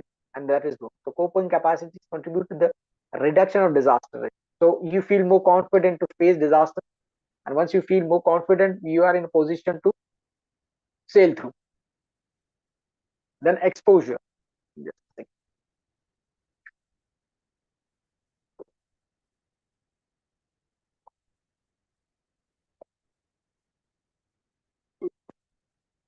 Exposure. Like when we talk of when we understood the risk perspective, like risk is an equation which is risk is hazard, exposure, vulnerability divided by capacity. So exposure is one aspect, that is the physical aspect, where the situation, it is the situation of people, information, housing, production capacities, and other tangible human assets located in hazard prone area. So this is actually like people settled in a flood prone area, that is their exposure. But since they are forced to live in because they don't have any option, that's the vulnerability. And then the vulnerability, but the exposed condition, the exposure, possibly staying close to the flood prone region or flood possible region, it actually exposes them to the most destructive part of disasters, wherein they will be not just losing their developmental whatever gain they have, but they have to redo it so to come back to the norm. So it's very become hard for them to get back to the norm. Exposure measure of exposure can include the number of people or types of assets in an area. There can be a combined with the specific vulnerability and capacity of extended element of any particular hazard to estimate the quantitative risk associated with the hazard in an area of interest. So exposure basically means the physical condition in which a person lives and how he is being affected different disasters, and it's this condition that makes him more vulnerable towards disaster. Now there is a concept or there is a model which is called the pressure and release model. How a disaster happens? Disaster doesn't happen in one single stage. It happens. There are different dimensions for it. It includes like the progression of vulnerability, and actually it's a mix of hazard. So when I talk about the equation of risk is what? Hazard, vulnerability, exposure divided by capacity. But what is risk? Risk actually comes from, there are root causes which are the prime thing. Then we have the dynamic pressures that add ons to them with unsafe conditions. So these admix of this entire pressure model increases the risk, and once an hazard strikes in, it actually creates an opportunity for more impact, wherein the most vulnerable, most destitute, resourceless, and the one who is being left out, he will suffer more because he doesn't have that, people having assets, people having information, having the capability to move out. They are the one who are capable. But what about the most vulnerable, those who don't have the luxury of these? So this will impact more on them. So when you look at the pressure model, the root causes include unethical access to power, structure, and resources. So when you talk of like why disaster happens, the root causes will go, the ideology, the political system, the economic system. Most people, engage in jobs which doesn't, build their capacity or doesn't have that much financial resource so that they can come out of it, build their resistance, and this impacts their, entire continuum of getting out of disaster. And limited power structure, limited resources mean, they have structure in the sense politically, but they don't have that much say, so they will be left out. So it's important that the root causes need to be addressed. Then when we talk of the dynamic pressures, it includes the lack of institutions. There might not be institutions who can impart necessary knowledge, can provide trained appropriate skills for the people to build so that they are in a position to face these hazards. Then we have the local markets, the ethical standard, where there needs to be principles to be followed, so that when we say that we do building codes, why do we do building codes? Building codes are meant to prepare or build a house which is more earthquake resistant, and the way it should be done, there are bylaws, but how many follows them? These are ethical standards. How many follow the rules laid down by the town plan? So the rules are there, but how many people follow them? That is the question. So these act as a dynamic pressure. Then there are macro factors that include like the massive population increase. Then we have the rapid urbanization, which it doesn't gives any time for proper planning and management. And once unplanned city grows up, then there increase the complexities of different aspects, creating a big challenge. Then there is a different aspect of deforestation. So it's not just you, but the environment around you also matters. Suppose you are living in a floodplain, but if you are having the vegetation or mangroves or something, but if you are cutting down deforestation, then it's actually the barrier which saves you from extra flooding and also a high tide. But if you remove that, so you are direct in contact with I happened to be during my master's, I visited the BKC Bandra Kurla complex, wherein actually it's a reclaimed land where mangroves were there. Mangroves are these green vegetations just as an excellent barrier between the sea and the land, but people thought like these are not required, so they removed. But now the sea and you, the infrastructure is one on one. There is no barrier. So now what happened is, if there is a high tide, it's bound to face a lot of challenges. So this is how we actually, these macro factors change into risk factors, and which enhance the disaster's impactness. And when we look at this in a broader perspective, it is a loss. So when we say that root causes, the dynamic pressure, this is a progression of vulnerability. Then next, when we talk of unsafe conditions, we also have like physical things, like they are not correctly placed, and there is low sensitivity, unproductive infrastructure. So also the infrastructure, like if talk of flood prone region, there may be a possibility that there are no proper bylaws being followed to prepare buildings as per the standard required. So this leads to more vulnerable and possibility loss of life. And socioeconomic, social special groups at risk, those who are poor, who can't afford, so they are bound to live in a more hazardous place. And once they leave a hazardous place, they are bound to hit hard during any kind of extreme event, flash flooding, and then getting everything lost. So this is the progression of vulnerability. Then lack of public preparedness also is one important aspect. Like how many people listen to the training programs, and if government offers you some training, very few people are interested to be part of. So that needs to be changed, because then if those aspects, if their involvement is there, they are made aware of their risk, and they are aware of their exposure towards disaster, then they will definitely do an effort to reduce this, their participation increase. And this how this leads to disaster. So when we see the pressure and release model, this can be averted provided if we have a proper action plan, and we have a management plan from the national, local, regional and local level, and all in tandem work continuously in cooperation with both vertical as well as horizontal cooperation, where all different departments of government, private sector, the institution, the academia, the civil society, all participate, all know their roles and responsibilities, and are trained in managing. And then there is a coordination that's called more cohesive disaster risk management. So this pressure model, after that, then how to release this model. So the release model states is that what can be done to reverse the progression of vulnerability towards progression of safety. So addressing the root causes, that is the first factor. And how can it be done? Through bringing about proper changes, challenges which we discussed in progression of vulnerabilities, that needs to be reduced through more political strengthening, political willpower, and the mandate, political policies, and the policy frameworks needs to involve people.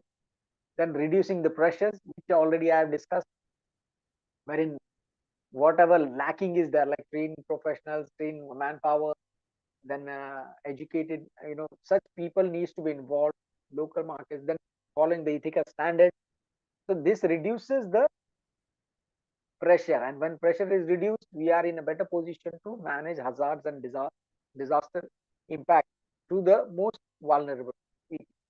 Then also public actions, collective public actions are important, wherein not just it's one particular department of government work, but through participation of different stakeholders and different entities, it provides a cooperative and collaborative way to redress disaster.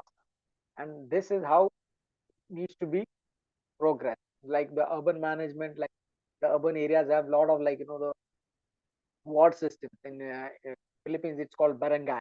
So what they do is, for every barangay they prepare an action plan for disaster, and this action plan for disaster prepared, they have their disaster response teams where people are trained, make understood of what their roles and responsibilities, and when it occurs, suppose flooding occurs, a high rainfall occurs, or there is a tsunami warning, everybody knows what to do, where to go, and what to do, essentially making everyone resilient towards its impact.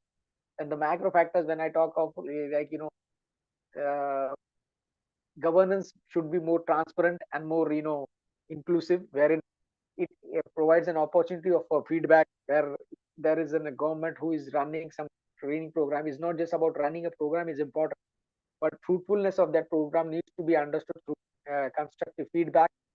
And when this feedback comes in, what better again improvement can, as I said, like disaster management is not an end product or an finish line whereas you prepare a plan and that's it. No, it's a dynamic, keep on improvement goes on, keep on every year reviewing the plan, keep on understanding what can be better added, what can be improved, and that's how it needs to be progressed.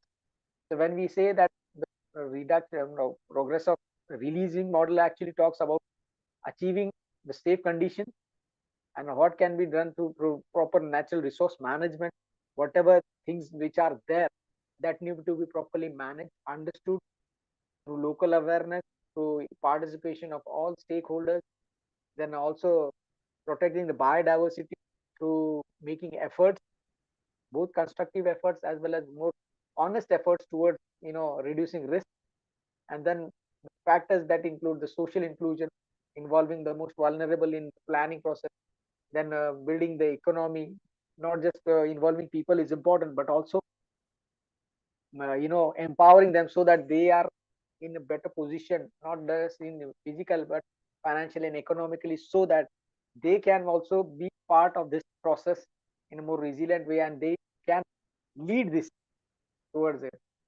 So this is how the progression of vulnerabilities actually can be reversed in a release model. Then what we can do is like the hazard mitigation point is understanding what can we do physically, the physical engineering part, what can be done that needs to be implemented using blue, green, gray infrastructure. Like when you talk of a cities face a lot of heat effects and heat island effects. So that can be tackled through nature-based solution wherein you employ a lot of greening spaces in and around cities, reducing the carbon footprint through opting to electrical vehicles and reducing, so that you prepare and condition wherein you are able to reduce the impacts of hazard. And this needs to be done in a more collaborative way and in a whole of government as well as whole of society's approach, wherein everybody is involved, everybody knows its roles and responsibilities and how well they can manage it in the long term. So this is the pressure and release model. There is another model which is from the FEMA, Federal Emergency Management System. What it says is that disaster management is a cyclic process, wherein disaster happens, then what immediately happens is the response and relief, so that people are being saved, loss of life have been they're rescued. Then there is a recovery phase, which is followed immediately after that. Then there is a rehabilitation phase, and then reconstruction phase. The three part, which is called the post-disaster risk management, this is also called as crisis management because just after disaster it happens. Then we have the development phase, where these are long-term phase wherein long-term policy plans and projects have been run through international aid, and through that everything is done. And when we reconstruct a place affecting after the disaster, there is an opportunity to have a good development wherein you just not just address the existing disaster risk but also the future risk and making it more resilient. Then when we look at the risk management perspective, that we focus on prevention and mitigation. What it does is preventing is, as we say, that prevention is better than cure. But how we prevent by involving and improving our knowledge level, trying to reducing the conditions which can lead to more hazardous situation, and trying to mitigating through different efforts, to policy measures, to non-policy measures, and then trying to enact things which can be more progressive and productive. Preparedness is one part wherein getting training in different subjects, understanding the different width and long structure of the topic, and trying to inculcate that knowledge in you so that when things happen you are able to respond to. And this is how the continuum actually works. So this is the disaster management. So when we look at the thing, prevention, this is the pre-disaster phase wherein the prevention, preparedness and mitigation, that is pre-disaster scenario.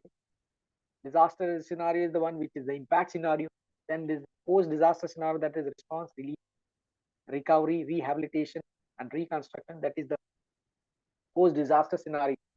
So we will look one by one what this means and what actually this disaster management cycle talks about. So prevention, when randomly we talk about prevention, regulatory and physical measures to assure that emergencies are prevented and their effects mitigated. Prevention leads to avoiding conditions that could lead to hazard to disaster. Example, as we say, prevention is better than cure. Rather than getting impacted it beforehand, we could prevent such conditions to go out of control. Can be better. So that's what prevention is. Now mitigation means sustained action that reduces or eliminates long-term risk. This is not a one-time activity. It is a continuum activity which requires continuous effort and sustained one, where is not just addressing the risk, existing risk, but also making sure that if it reoccurs, we are in a position to better manage it. So this mitigation aspect is important. And when we look at the measures taken in this advance of disaster aimed at decreasing or eliminating its impact on society and environment, it's not just about we talk about the social impact, but also the environmental impact needs to be understood. And if there is an environmental damage, that needs to be mitigated through efforts like biodiversity conservation, ecological restoration, and how we are able to manage. So mitigation involves help keeping home away from floodplains, engineering bridges which can withstand earthquakes, creating and enforcing effective building codes to protect property from hazard. So when we say that we follow rules and norms, that means we are actually trying to mitigate the impact. Means beforehand we are considering, okay, this we are living in an earthquake zone, we following the building codes, we build a building. So earthquake doesn't kill. What kills is the unplanned and unplanned improper management. So it will happen. Ground shaking will happen. Earthquake means in a deep down epicenter, which is ground shaking, a subduction and division happens, and there is a large influx of energy. But when it happens, if we build ourselves in a more correct way as per the earthquake zone, we build the structure, it will withstand. I would not say that it will not get destroyed. It will get destroyed, but if that structure is being made through and based on bylaws being meant by the government and the authority, there is a possibility that there is a survival chance for that building to be happened, provided it follows the norms and rules and regulations. So that's how we can mitigate. And preparedness, we talk of preparedness is the process enhancing measures to enable government, communities, and individuals to rapidly, amplify the situation in a more better way, so that it is able to cope the hazard or the impact of hazard. Preparedness includes a lot of things like the formulation of a viable contingency emergency plan. That's what I told. Contingency plan, we need to have a plan so that we are able to use it in the time of crisis. Develop a warning system, as I told, if there is an earthquake, if we are getting a warning, and if we are out of the danger zone, you are saving yourself. This is one aspect of preparedness. Then it is the maintenance of inventory, not just having one particular disasters preparedness, but if you have multiple hazard preparedness, so you can apply those things in multiple tandem, provided we are in a position to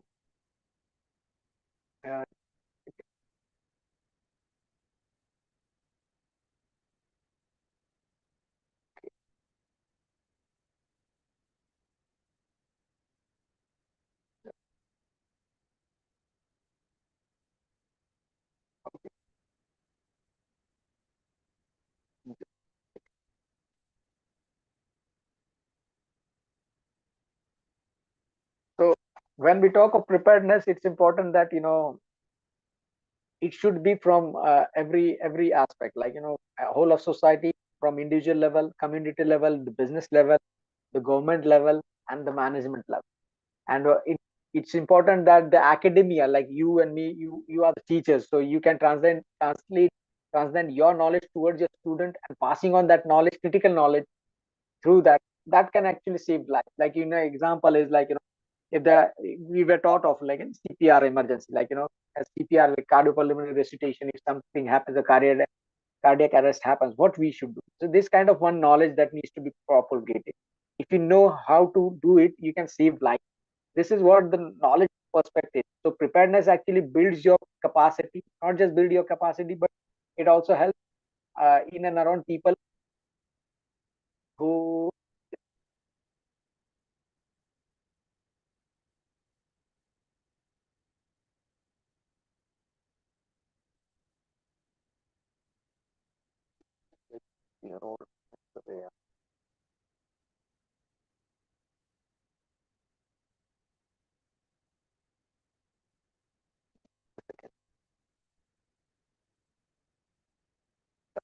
something.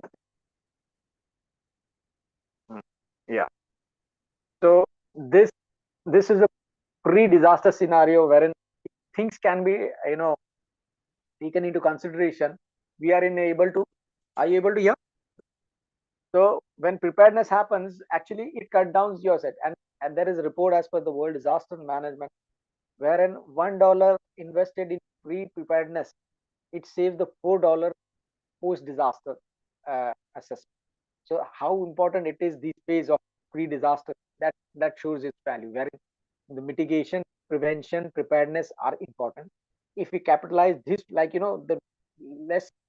the more you sweat during your peace time, the less you bleed during the war time.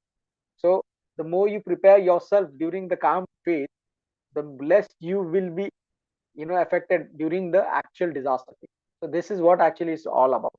So when we focus on preparedness, it's important that we build that resilience from all levels, and the investment which we do in terms of financial resources, in terms of resources we add in, and in terms of the couple of hours of trainings we do, it actually helps you to move ahead and build your resilience. Now the post disaster scenario, after the disaster, what happens, that the relief and response phase which occur. So when we the response happens, these are immediate phase, and these are not watertight compartments, wherein these phase occurs one after the other, and when it occurs, it just is a time frame from few weeks to few days, weeks, and then months, and then forum. So when we look at these things in broader perspective, it actually is a continuum wherein when we pre-disaster phase is the the management phase, wherein this is what we did for the prevention. But in the post-disaster phase, the crisis management is, these are immediate phases where it is just the response towards the disaster, responding to safety of an emergency. It includes actions to be saving life, prevent property damage, and emergency situation. Response is putting preparedness plans into action. So what we prepared in the preparedness, like in preparedness, what we do is we get training, we prepared an action plan, we prepared a contingency plan, we draw on a resource list mapping, and then when we said all those things, we utilize these things during response phase, relief and response phase. So when this response phase have search and rescue operation, where professional teams are trained, who carried out and save life, and this actually, when preparedness phase is being hugely capitalized, this phase becomes quite easy and simplified. So response is in putting preparedness plan into action, taking shelter from a cyclone, and shutting the gas during the earthquake can be termed as a response action. So what response mechanism you have, it can save your life. So small actions, but if they are actually pre-disaster prepared, and during disaster, if you are able to execute it, this is what actually is management of that. Then comes the recovery phase, wherein recovery from an emergency, it might be 1 day or 1 week or months, like that. But it starts to happen, like the whatever loss being done, that is being assessed. That assessment, after assessment, what can be done through all the available resources, that needs to be drawn by the public authority as well as the people, the community itself, and then get back to the normalcy. From recovery phase to, when we talk of normal, the new normal, because the previous normal was affected by disaster. So we need to build a new normal which is more sustainable and more better as compared to the past one. So we talk about a better new norm. So this recovery phase actually helps you in developing that. Actions taken to reduce normal or even safer situation for the emergency. Recovery includes getting functional assistance or help from or for repair. Now comes the next phase, which is bit gradual and takes time. That is the rehabilitation phase. It involves the restoration of basic social services. That includes the basic infrastructure like schools, the infrastructure, bridge, communication, water supply, then providing shelters to the affected one, the needy one, and the loss of employment is there. So providing some food and opportunity, then a job opportunity temporary, so that they can get some kind of financial help, and also focusing on the distressful of the victims. Most importantly, those are the ones that needs to be prioritized in the rehabilitation phase. The affected people that include women, children, pregnant women, age-old people, then people with disabilities. These are the ones which need to special focus. And in rehabilitation phase, all their needs and aspirations need to be considered. And also, I talked about not just about physical and financial loss, but also the psychosocial loss. Like suppose a family loses its key person, so the loss of that family is very unbearable to explain. So that needs to be also understood, and that needs to have special focus. The administration has to come up with a plan, psychosocial care. I will give an example of Taj. After the Taj attack on Mumbai by the terrorists, Tata Institute of Social Science as well as the Taj Group initiated a psychosocial group providing an help to the victim's family to console them, understand their psychological aspect, and provided this support, which is very unique for the first time, in India, to also consider these kind of aspects as an important one. And it participated quite well, where they hired most of the psychosocial students to provide this help to the victim's family, and this was greatly appreciated from all, because sometimes it's very difficult to get back to normalcy, and this kind of initiatives actually help in bettering rehabilitation process. Then also assessing the damage, which is called both physical and economic and social, cultural. So rehabilitation has a big wider concern, but it gives an ample opportunity to identify most vulnerable and to whom rehabilitation, recovery, reconstruction plan can be focused on, and then a specific outlay by international organizations can be given towards a particular thing to get recovered. And when you recover from these things, this phase move on to the next phase, that is the reconstruction phase, where there is the project is being rotated for rehabilitation, and it can be large, medium, and rebuilding mostly physical infrastructure which is being lost due to impact of hazard, and also the livelihood reconstruction, wherein those people who lose their life, those jobs, some economic opportunities being developed towards this rehabilitation construction process by a government's outlay, and some schemes are developed so that they are being taught new skills and build some new skills, thereby they get a better employment opportunity within the community. And how this phase actually helps you in long term. It requires a lot of time, because a lot of consultations has to be done, lot of focus emphasis has to be done from all aspects. And post disaster long term rebuilding phase provides opportunity to build resilient infrastructure, and give time to incorporate new and innovative uh, reconstruction. So this phase is one which where post disaster government schemes can be fruitfully executed. Then when we talk of resilience, resilience means the term which is actually holds true, where you absorb the shock, you face the shock, you absorb the shock, and you are in a better position to resist it in a way which not only you just face it, but also you are able to move on very quickly and in a more determined way. It also includes increased capacity for learning from the past mistakes, and when past things happen, learning actually helps to improve, to reduce better risk. So resilience is all about like building, it's a system or a community ability to rapidly accommodate and recover from the impacts of hazard, restore essential structures and desired functionality, and adapt to a new circumstance. So when you talk of new normal, when I say new normal is not just the normal which previously existed before the disaster occurred, but before that hazard strike, the new normal needs to be such fine that it doesn't reproduce the old vulnerabilities, which leads to this disaster. And this is kind of impact. So when we say the resilient building, people were not trained and people were not understood. They made understood through training, empowering through skill development, and then providing them the opportunity to build that resilience. So disaster resilient communities are those that work together.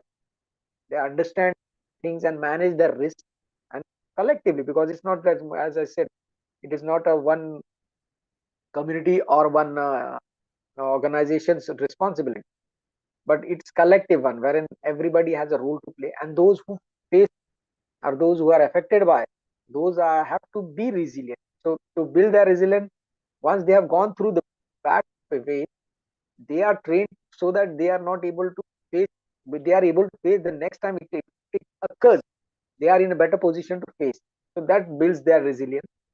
So disaster resilience is a shared responsibility of all sectors, including all governments, all businesses, NGOs, civil service organizations, the individual. So it's like building a resilience, and it's a continuous process. So now I will take a break of 5 minutes. If you have any question, can I have questions? Because I will be, yeah, it's a 1 hour now.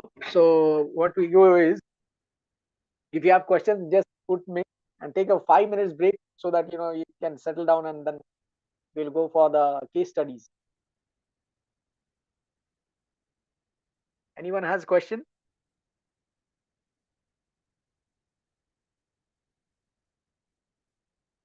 Anyone has a question? Take a break of 5 minutes.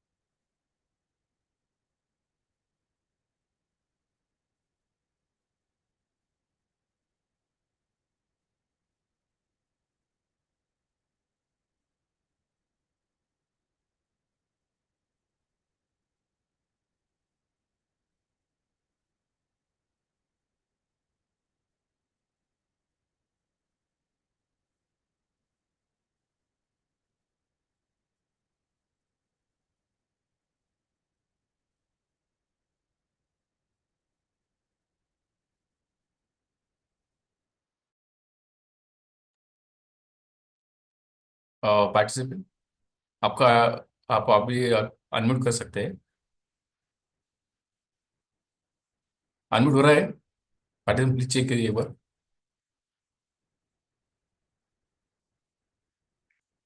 55 होता है क्या sir?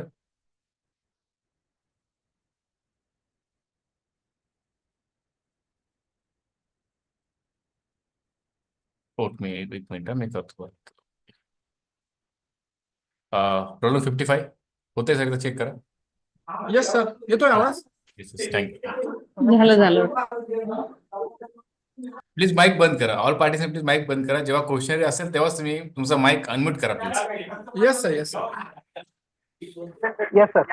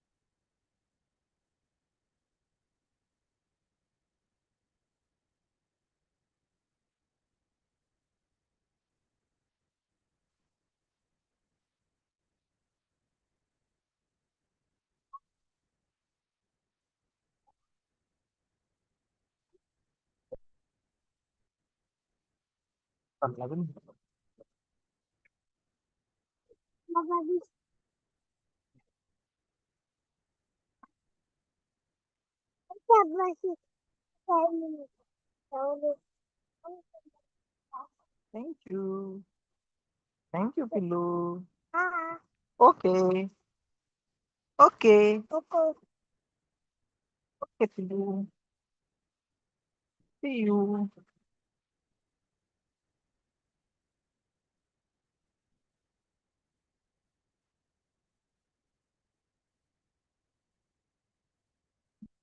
Okay, Pillu.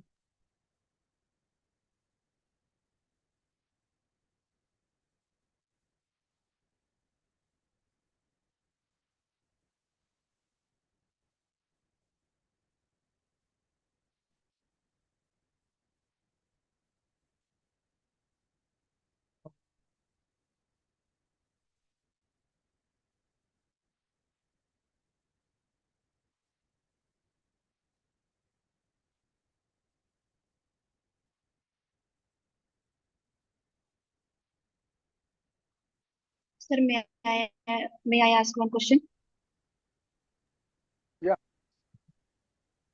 All of that. Sir, Yeah.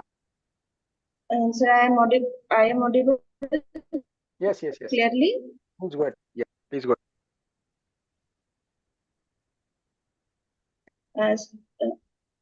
Sir, you explained technological hazards. It includes industrial conditions, dangerous procedures, infrastructures, failures, or specific human activities. Sir, I think so. It also our gadgets which use our in daily life, like a smartphone, laptop. Yes, Due to that actually, high raises, our birds or other animals Yes. are infected, and we saw. Exactly.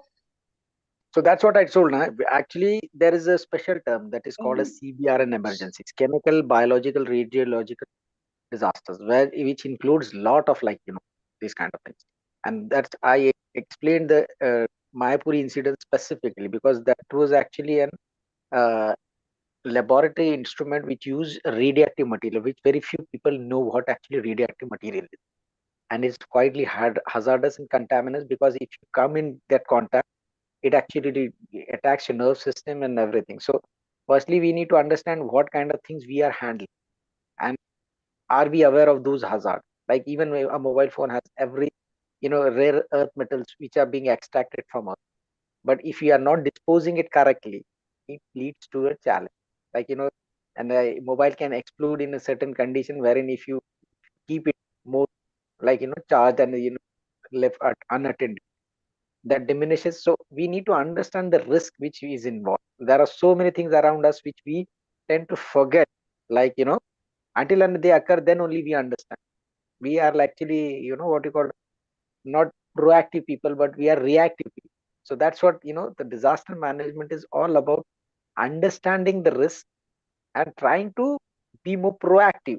That what can happen, what worst scenarios can happen, and what multiple things can happen at one single stake, so that we are not in a way we don't have the coping capacity. That's what I said. Like, disaster management is all about, understanding the risk. Until unless you understand the risk, how come you, manage that risk? So that's why I will, last presentation is about Sendai framework. That's what it talks about. Like, there need to be structure, there need to be framework, so that someone is to handle. Like, COVID happened. How many people knew what COVID is? Nobody knew. So that's how we need to understand from the scratch. So we need to have a society which breeds knowledge, understand new things, and adapt quickly. Understand? And when we Yes. look at the things in perspective, in a broader perspective, very less is known. Like, take an example of artificial intelligence, AI being used, but it is replacing human things. So what humans will do if everything is replaced by AI? So the thing is, we are very least understood about the things which are happening. But once they happen, then only we come to know. That's what reactive society. But in disaster management, when we talk about risk, we talk about proactiveness, understanding more, probing our risk, what or other risk can impact us, and then we are preparing ourselves. So that's what it's important. And when you talk of these chemicals, we hardly, how many people know what are the, like, the chemical tanker which flies from a transportation. How many people know what should be done in case of like flammable, inflammable liquid, whether it is a gas, liquid? So what are, like, I will give an example where in Jalna district there was one chemical tanker which spilled over. Nobody knew what to do. So then they got me a call. I got a call, and then I had a good, like, the mutual aid and response group, those people who actually deal with chemicals. So I said, like, this kind of thing happened. This was the chemical which was spill over. What should be the remedial action? What they said was, okay, do one thing. Whatever sand or mud we have, just pour in on that, and don't tell that, like, don't consume it, and don't collect it because it's highly lethal and hazardous. Whatever lost is lost, but make sure cordon off the area. And so these are small tips, but most important, technical. Even the collectors, commissioners, they don't know. But what we need to do is, in risk management, who are the experts? Who can provide us the correct knowledge, and who can, in the time, allow us to take correct decisions, so that we can not just save our life, but also save others' life. That's what disaster management is all about: proactiveness. So hope that solves your query. Anything Yes, else? sir. Yes, sir. Yeah, Thank you. thanks. Okay, no worries. So I hope everybody settled down now for the second round, because it's quite, I know it's a huge topic and there is so many things to, explain, but, very short time. So, and it's better that you are at your own comfort zone. So let's start off.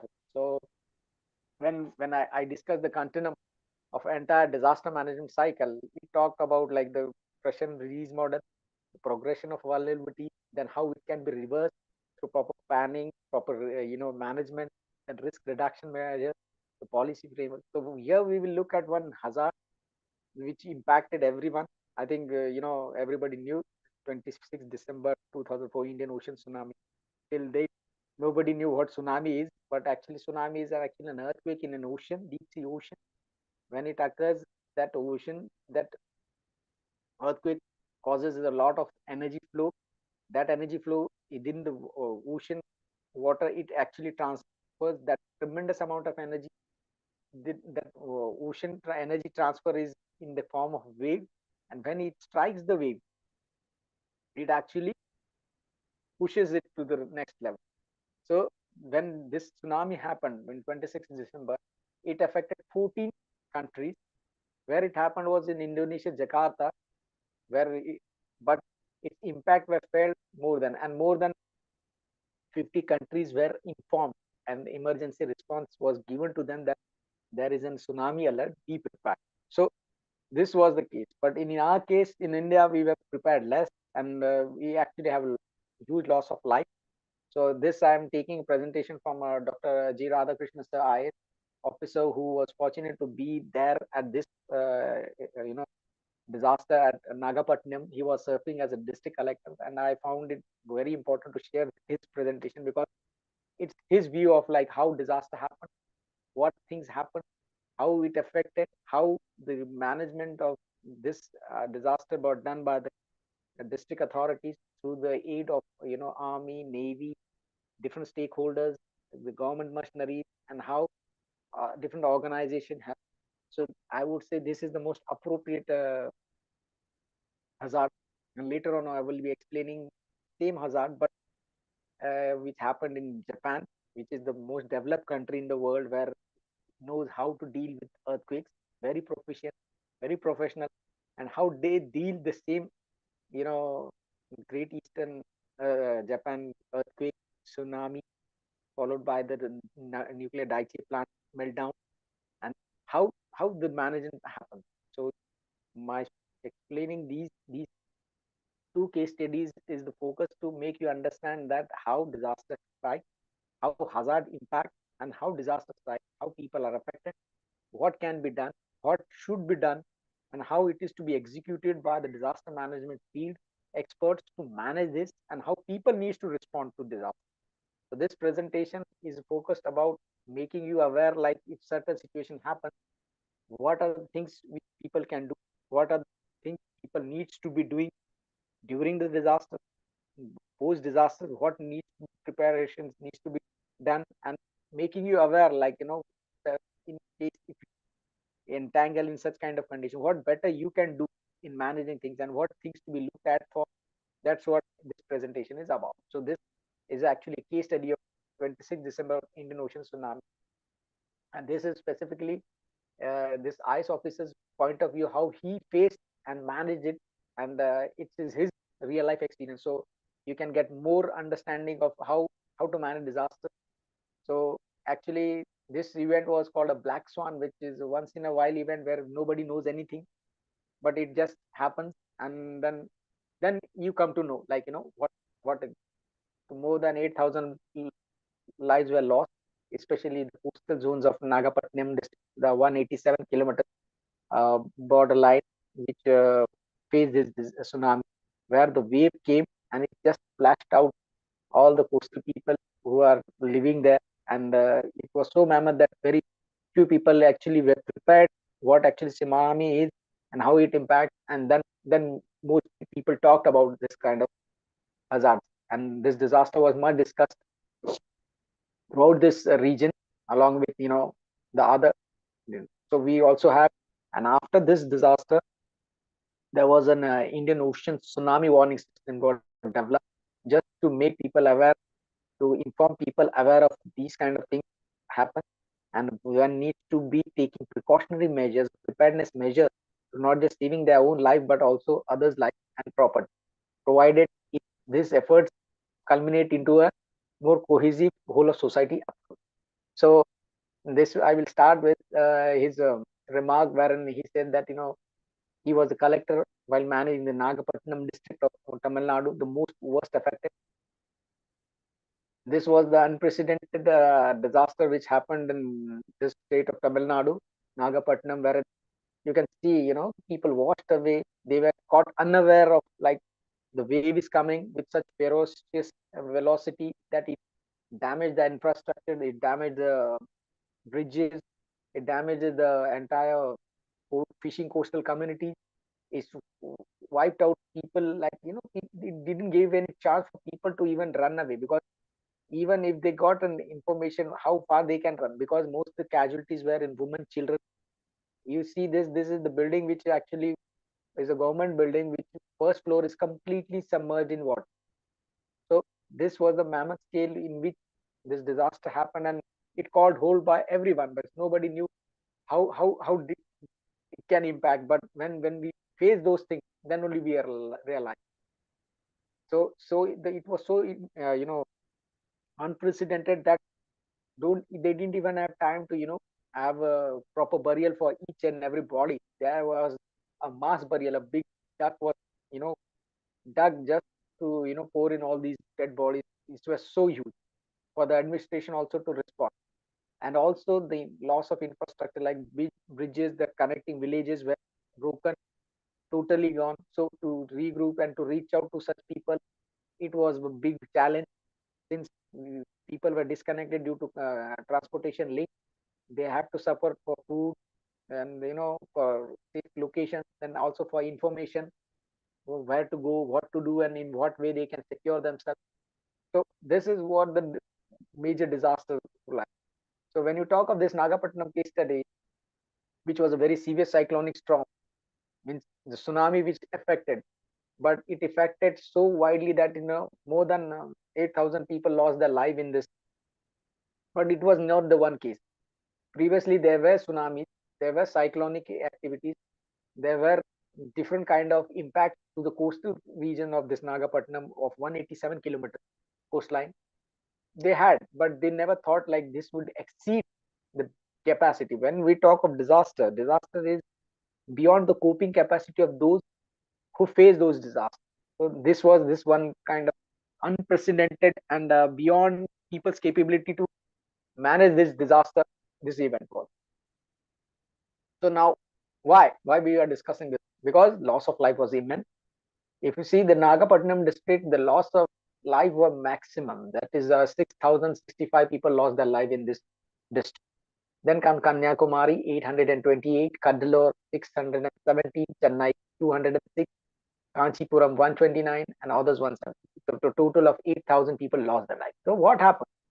When this kind of thing happened is unprecedented one, wherein it not just affected one particular district, but there are several districts were involved, and majorly this district was affected because of so huge people lost their life. They were caught unaware. There was no warning system. They really didn't know what to do, what preparedness to do, and this element of surprise of this disaster actually caught hold of, and that's why the casualties were more. Women and children were the most affected one because they are the most vulnerable considered, because they don't have the capacity to respond to, and women being having a sari. So if we want to evacuate and move on, it is this a man can run, but what about movement? So there was certain physical and structural social aspect that also were added factor for this disaster to be major, and major loss of life. Access roads were damaged, power supply, water supply was affected.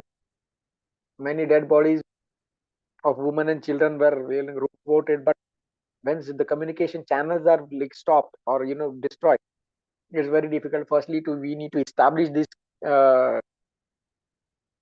safety routes, then reinstall these supply lines through building the restoring the infrastructure like electricity, water supply, and then these things happen. But once it is unprecedented, which is beyond the coping capacity of that, the other districts and other states and other higher authorities are required to help them out. So this disaster was one such kind.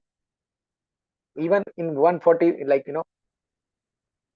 the initial report suggested more than 4,000 people dead in Nagapattinam, and the injured were more than 2,000. So this disaster actually, when it struck, it caught hold of everyone, and it was so mammoth that even they need to set up an emergency control room for specifically managing this.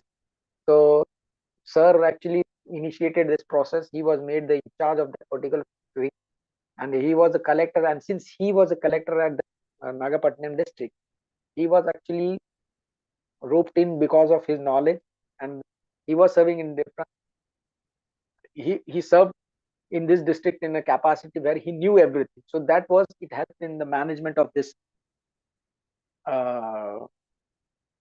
hazard, and entire state machinery was actually involved in helping out, including the army, navy, and other officials. Even Indian Army choppers were used initially to make a survey, so that how many deaths are there, how many villages are affected, because due to the disconnection of transportation lines, the bridges collapse and everything, it was not possible for every machinery to reach out in a more fast manner, and it actually uh,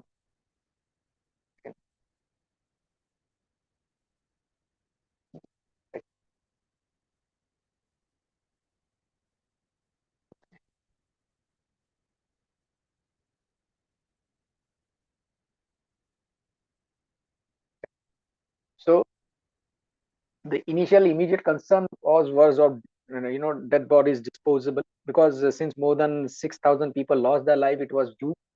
And when it happened, even the people, administrative people itself were overwhelmed, because just 2 months early there were flash floods in this Nagapattinam region.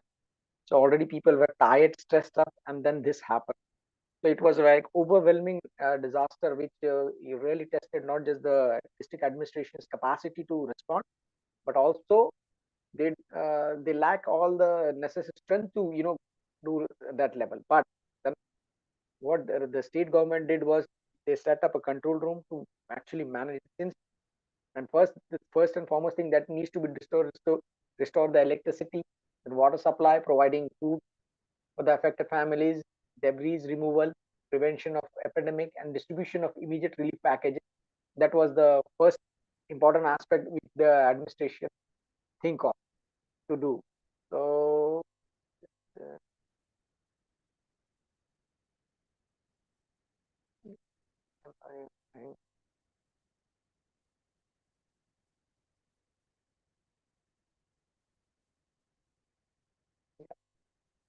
so when they started off this response mechanism, they first tried to initiate an action where first, who are the resource persons who are staying around, how they can be helpful in their management. That was the teams were set up under the leadership of 11 collectors.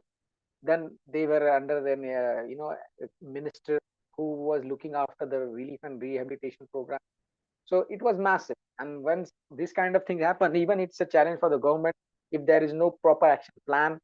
So you need to manage it and use the local resources at your hands and disposable, and then try to come up with the solution. So this district administration tried to do the basic things first. First, clear the roads, whatever damaged roads were there, to reestablish this connection, reestablish the infrastructure, electricity, water supply, and then came with the disposable of debris and prevention of epidemic, so that it doesn't cascades into the next disaster, like the epidemic, or because of the decay of dead body. So it was massive, and as you see, there was a mass burial of people, because it was difficult to dig one particular person to be buried. So massive and so unprecedented that even they dug up a big duct and then put in people. So this was their actually the weak point, where they couldn't understand the magnanimity of this, and they have to do what better at that position. So even restorative powers and executive powers were given to the commander in chief, was made the incident commander to take all the necessary action in his jurisdiction. So this initial response started with the local district administration, then all the departments, that is revenue, fire, police, medical services, swung into action. Evacuation of people to safe locations.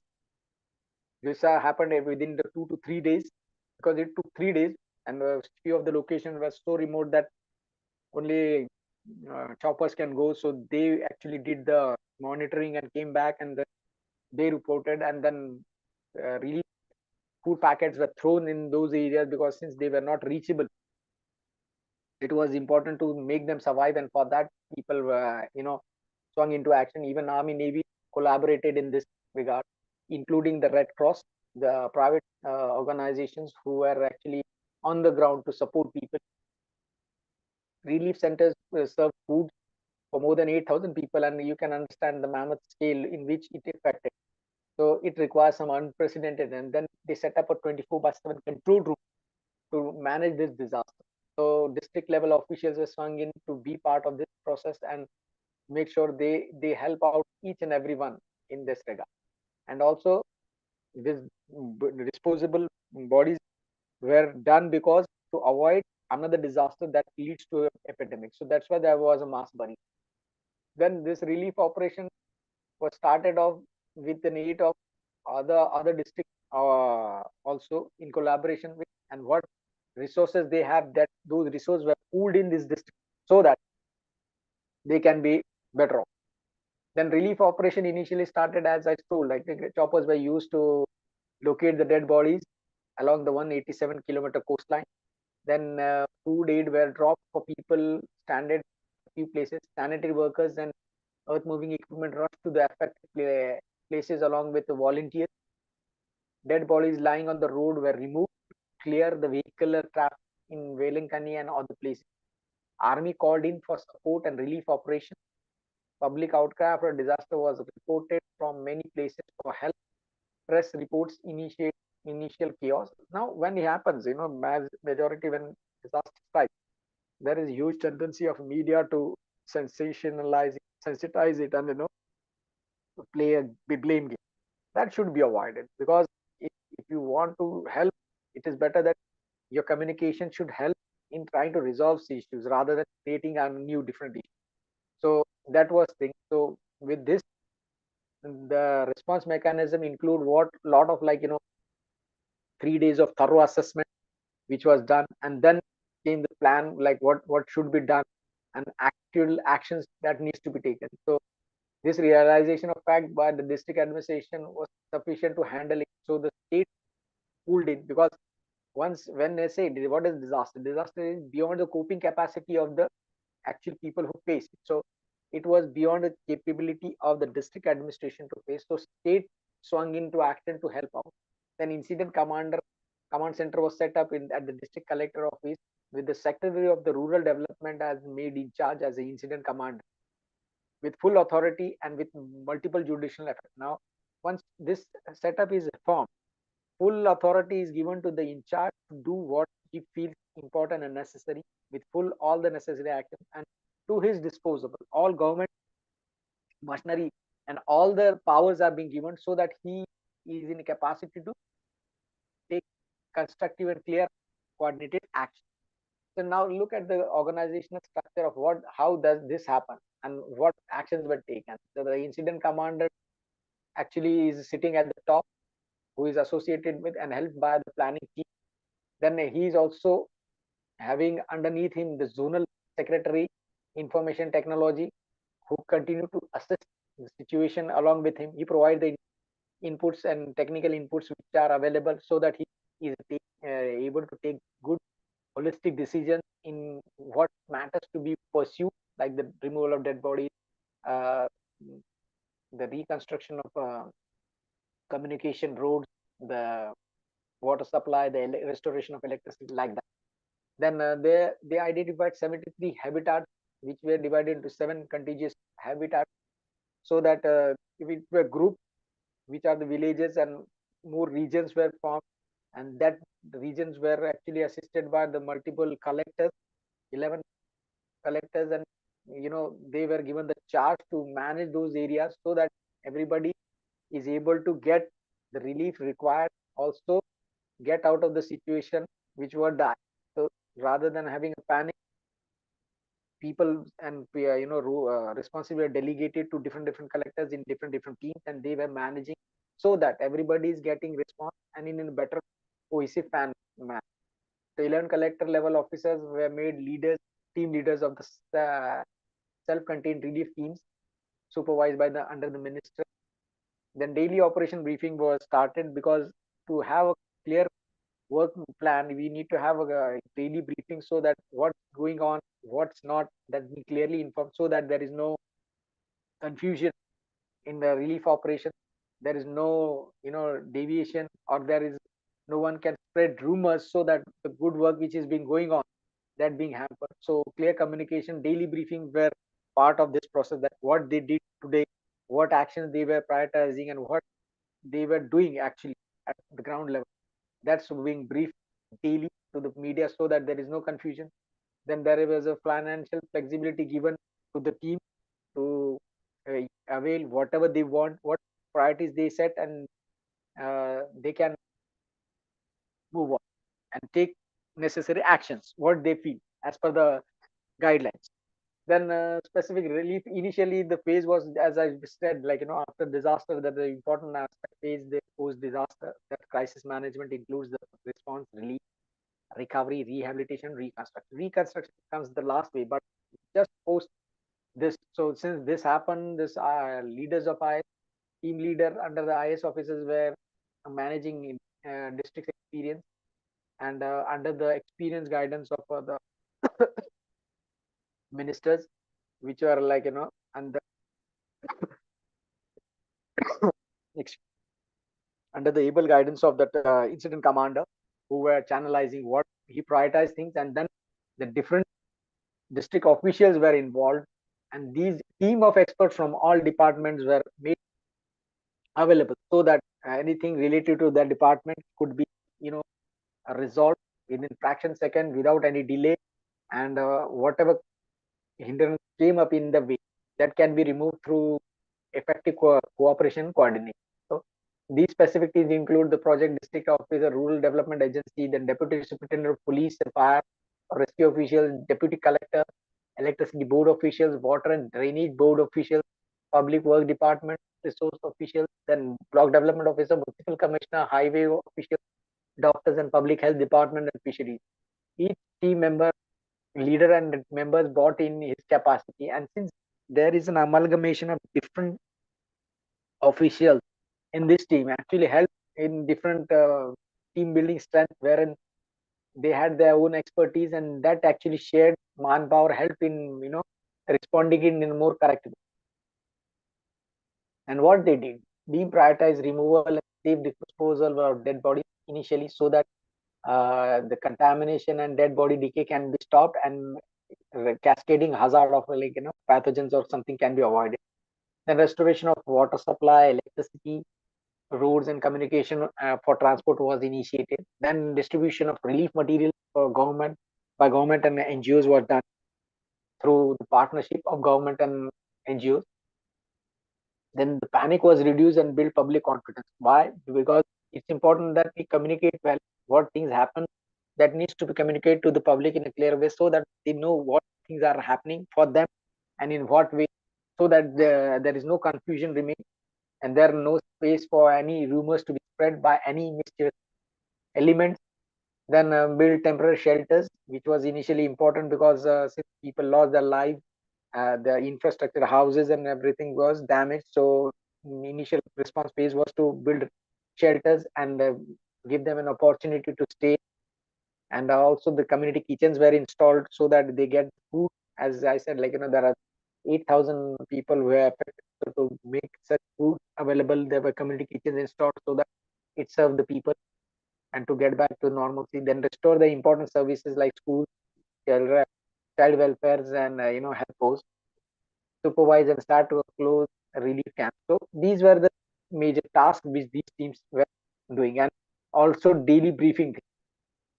So when we look at this post-disaster operation, the community kitchen was being overlooked by authorities. Then the one RO plant was established for having a good clean water, so that there is a contamination of water. So the RO plant was set up for preparing for providing clean drinking water and for food to be prepared, so that then after that disposable of dead bodies were then, and also before disposing the dead bodies, they were actually documenting all the people, so that the loved ones who were searching for them can be known to them, and how and where they are.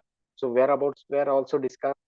So before disposing the body, entire autopsy were carried out by the health workers, and documenting them with photographs and with their names, and whatever they found, the identity could be found.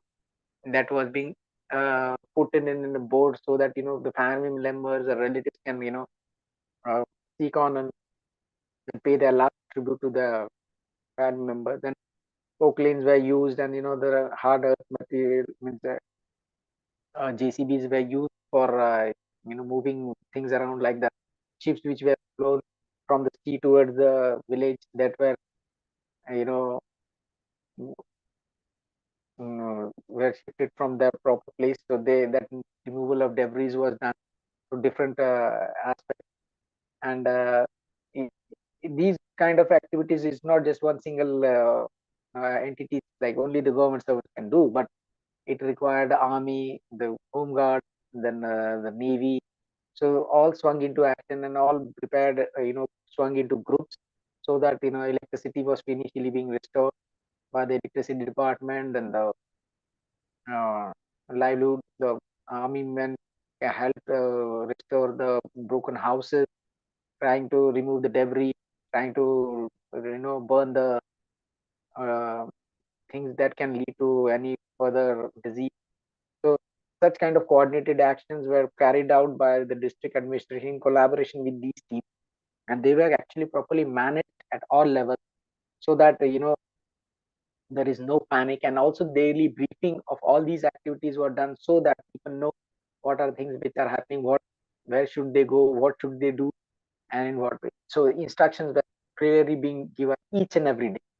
Then operations carried out by different government agencies were quite remarkable, like removing debris, then carrying out health checkups of those who are affected, and then shifting of the other materials which were like thrown out.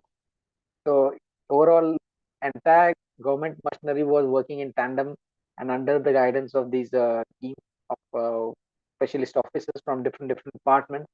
And having such dynamic team in responding to disasters actually helped it cut short time, because everybody is experts in their own strength, and this expertise actually help in simplifying things at the root level. So that's what done, and this actually helped in bettering entire areas like which are being there. Then if you can see the first corner top left side, a huge contingent of bleaching powder was sent, so that it was thrown to been distributed, so that it allows for better health and the better management of that dead carcass, and it doesn't lead to any pandemic or pathogenic diseases. Then there were health checkups of people of nearby and those who were left out, and those regions which were disconnected.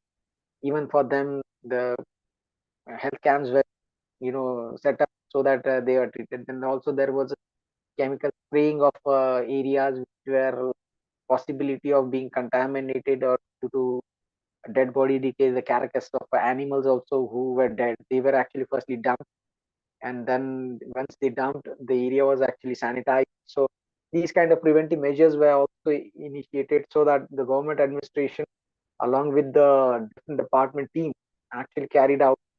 And it's important that when this kind of disaster happens, it's important that all work in a cohesive and collaborative manner without any division. So, and also the important aspect of media management. So as I told, there is a daily briefing at 5 p.m. and the secretary by the secretary at the collectorate. Media center set up to send to the national, international TV, newspapers, web media, and everything, so that there is a clear communication. And also discussing this media briefing helps in demanding what's required, what's not, so that everybody, in the possibility of disaster when happens, several countries send something unwanted material. So this time this policy was very clear of government of India. Then they decided like what is being required, and only that being sent, so that that appeal is made for those things which are required, rather than sending something which is not required and just for the sake of publicity. So that management was quite well done, and this leads to a good media management. Then regular field coverage of what government is doing in terms of rescue rehabilitation activities, as well as non-governmental organization activities were done, so that there is a clear communication. Transparency was one important aspect ensured at all levels. State head visited, that is the PM, CM of the country visited. So they also need to be a clear, which boosts the confidence of the people who are affected, but also build them what their rehabilitation would be. That was being focused when this management process happened. There was a special focus for the rehabilitation project that required who are the orphans, the destitute women, the widows, old age person, physically and mentally handicapped persons. So emphasis were given to these vulnerable groups. There were special plans made to help them out, and best way to include them in the policy making, so that the next phase, that is the rehabilitation reconstruction phase, understand their challenges and prepare the redevelopment or build back to the normal, considering their challenges. So this needs to collaboration among different government departments as well as all the organization and the stakeholders. So there you can see the children were being stayed at one particular in the sheltering of at a community hall of the old age person. So this were the activities which were carried out by the district administration, so that special focus and special need people were actually served well. Then long-term measures that included a large-scale NGO government coordination committee was established for effective recovery. Tsunami recovery and rehabilitation project initiated with an outlay of around 423 million was received from World Bank, which is around 1,825 crore loan for 3 years, which focused using these money for building housing for fisheries, those fishermen who lost their livelihood to build their boats and fishing things. That was focused. Then agricultural part, which was lost, so the farmers were helped through a project through focusing on agriculture, then horticulture. So those who were affected, so the plan was to focus on those areas that can be built people's resilience, and not just build their resilience but also provide them an opportunity to get back to normal and better through better enhanced livelihood opportunities through running these several programs. And with a World Bank loan of 3 years, it was targeted, and there also was a special focus on nature-based solution, that is the mangrove green belt plantation before the, as I told, between the river, between the ocean and the people living, there is a buffer area which is full of mangroves that was removed. But that in that aspect, that special outlay of 10 crore was given to build these nature-based solutions where mangrove plantation was done along the coastline, so that it acts as a protective barrier and avoid future hazard impact. So when ADB outlaid this 143 million, that is 615 crore over 3 years period, the specific area was on livelihood, transportation, rural and municipal infrastructure, and capacity building. So where the different outlays were focused on different aspects, like livelihood in focused on the self-help group and micro enterprise training support, then replacement of productive assets by something it can be taught of, and skill upgradation of existing people, so that new skill being developed, so that they increase their employability and livelihood opportunity. Then we have the risk mitigation through insurance. There also, since possibility of future impact is more, then insurance scheme was also initiated, so that people are insured against such kind of things, and if there such future occurrence of such event happens, they get financial outlay which is essential for them to get back to normal. Then restoring community infrastructure like the bridges, the pools, the connecting roads, the infrastructure.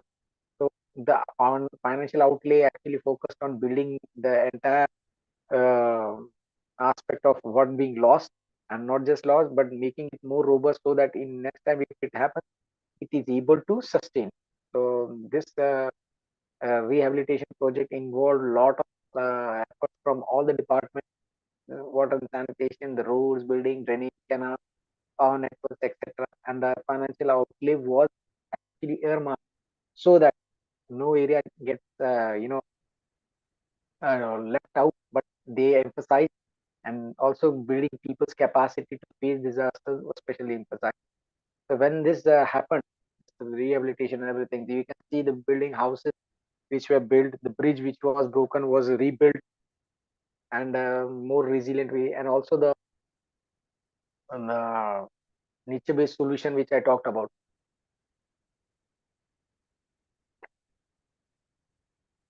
the nature-based solutions. So at the coastline, mangrove plantations were done just before the water seepage, before the seawater and the sand dunes.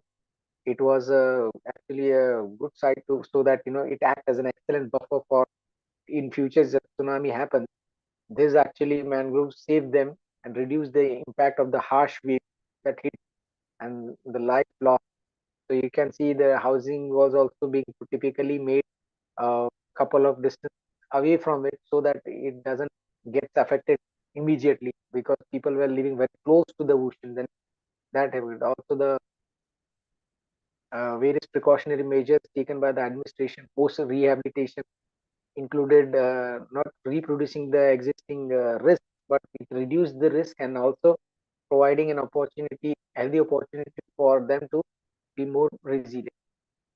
So the new construction also included nature-based solution, as I said, and sand dunes were also used so that it reduces the impact of a wave if it comes. Those people who are close by, so they were shifted to a particular distance, safe distance, so that nearby it doesn't affect it. Also, if you can see the school building which is done, which is first, second layer, and third layer, as you can see the water was till the first floor level. So if it is built on two and three levels, there is a possibility of people being saved in certain future situations. So that was considered, and new fish landing center was created. Shelter bed plantation was also presented at the sand dunes. So all in all, incorporating all the new techniques as well. So this rehabilitation project involved all the aspects that can be added, like the nature-based solution were used using the green gray infrastructure that help reduce the risk, but also considering the future risk that can be reduced. So livelihood rebuilding also been done, as I said, like there was a special outlay for financial, so the fishermen were given a new boat for their livelihood opportunity, and a woman self-help group was created, and they created an group which prepared a lot of local products, and this group's name was Almigal Daughters of Weed, and this was actually supported by the government, so that this self-help group was having a business model where it can acquire products and sell them in the market, so that in that way they not just build their capacity but also build their resilience and be more proactive. So these schemes was actually one way of thing. So now we look at the same disaster, but it happened in the more developed country, that is the Japan Great Eastern earthquake, tsunami, nuclear meltdown. So when we talk, this is a good example of a cascading disaster where one after the other earthquake in the water happened that leads to a tsunami. Tsunami led to nuclear meltdown, and how the things impacted. So on 11th March 2011, Japan prefecture actually with its four regions, like the prefectures, faced this disaster. And this earthquake actually was an underwater earthquake. It happened, but it leads to tsunami. And though Japan is more well known for its earthquake preparedness, it's just a second, just a second.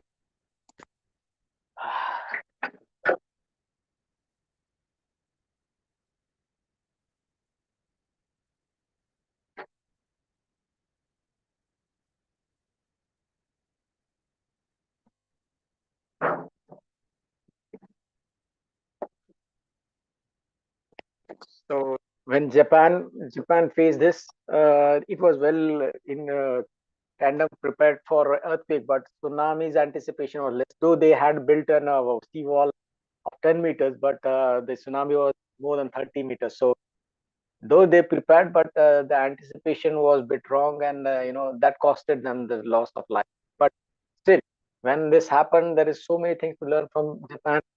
And when this kind of hazard happens, it's important that how we face it and in how we build resilience through this, that needs to be understood. So when Japan prepared this, face this disaster, it really actually was a learning curve for Japan itself to build resilience once more, because it's not just about facing, but also learning from this what can be done. So tsunami, which was measured from 1 to 7.3 meters at various places along the coastline, while a 10-meter tsunami wave can hit Miyagi, Sendai, near the epicenter. So when preparedness is there, but if it doesn't assume the extremeness, it has to be again re-verified. So that's why I said disaster management is not an point Hello, and point. Yeah, sir.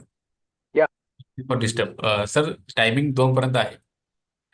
अच्छा, एक Yes. Minute, if I can get half an hour, I can, because बहुत सारा चीज है जो मैं बताना चाहता हूँ. But anyway, shall I wind up then? Sir, Tushar sir.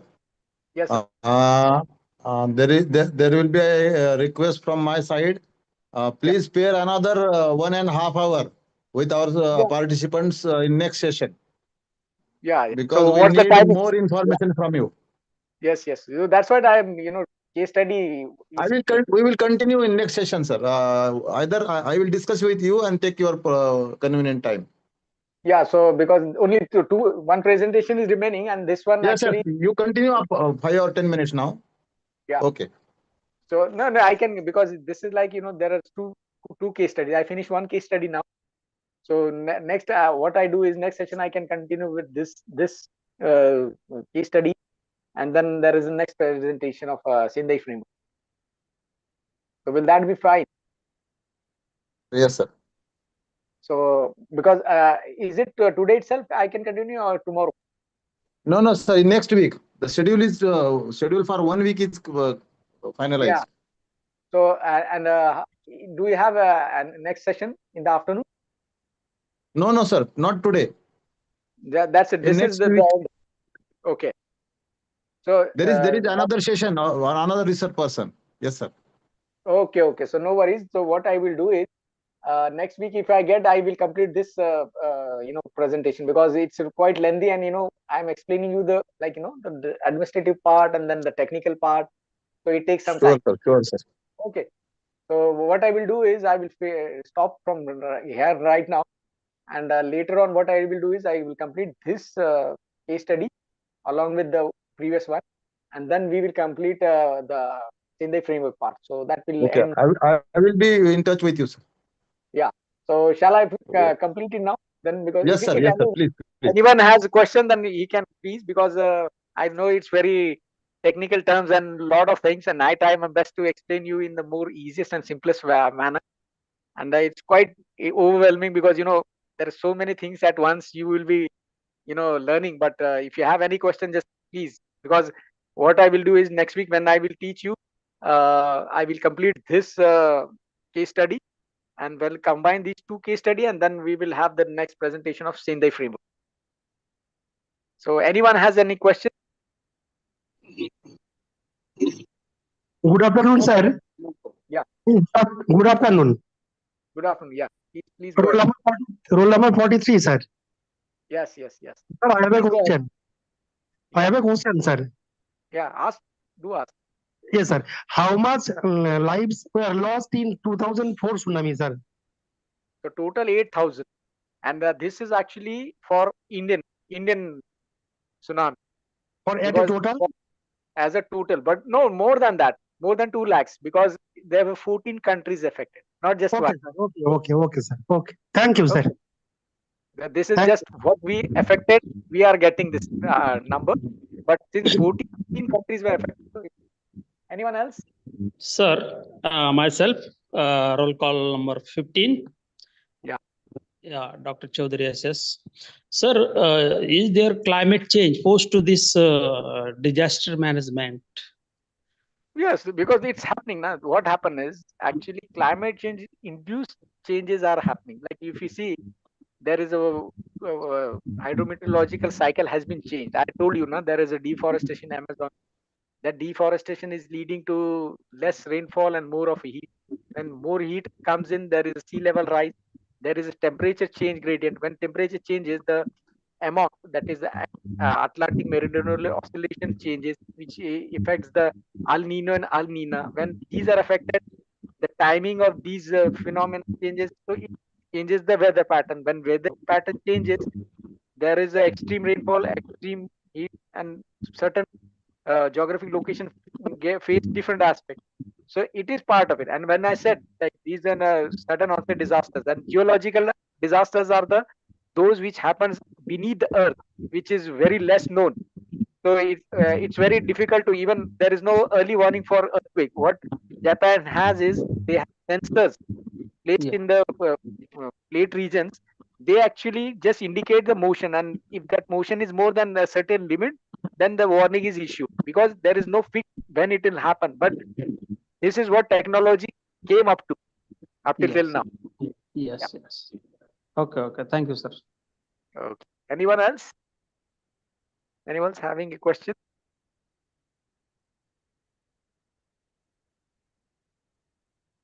Any participant having a question? We will conclude, sir. We will conclude now. Yeah. So thanks a lot. I think first lecture was taken quite well, and I hope that you gain some great knowledge. And if you have any doubt, you can reach out to me through my mail ID. I am also on LinkedIn, and I myself learn a lot, because it's such kind of topic that it's very vast, and it's not like it. And as you have the 15 days of lecture, so you can understand the mammoth and length of this subject.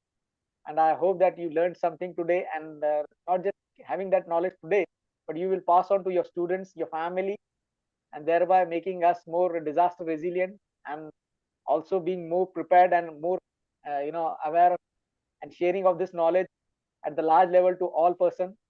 So thanks a lot for giving me an opportunity and speaking of this session for training all you people, and thanks a lot for once again for organizing. Thank you.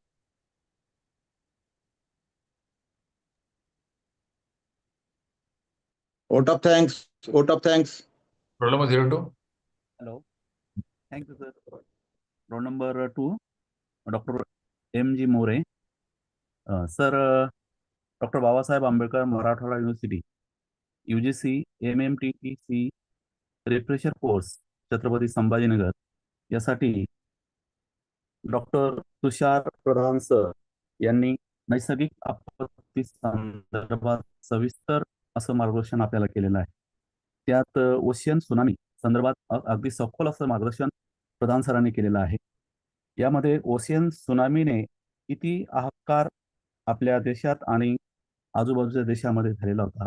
नागपट्टम या ठिकाणी 80,000 लोक यामध्ये वारलेले दिसून येतात, आणि अगदी त्याच्यावर उपाययोजना काय, सरकारच्या स्कीम काय, या संदर्भात सरांनी सविस्तर असं मार्गदर्शन आपल्याला केलेलं आहे.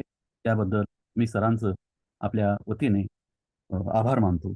तसेच coordinator professor doctor Ram Chavan sir यांचं सुद्धा मी आभार मानतो. प्रोफेसर रापे सर यांचं सुद्धा आभार मानतो. प्रोफेसर पाटील सर यांचंही आभार मानतो. सर्व पार्टिसिपेंट यांनी सुद्धा अगदी तनमनाने हा कार्यक्रम ऐकला आणि सर्वांनी चांगला प्रतिसाद दिला. तसेच non teaching staff, technical staff यांचे सुद्धा आभार मानतो आणि थांबतो. धन्यवाद.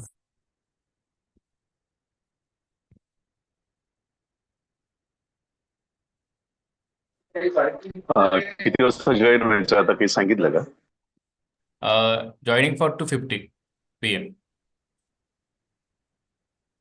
2:50 थैंक यू सर. सर आप लीव हो सकते हैं ना? ओके सर, लीव कर सकते हैं ना.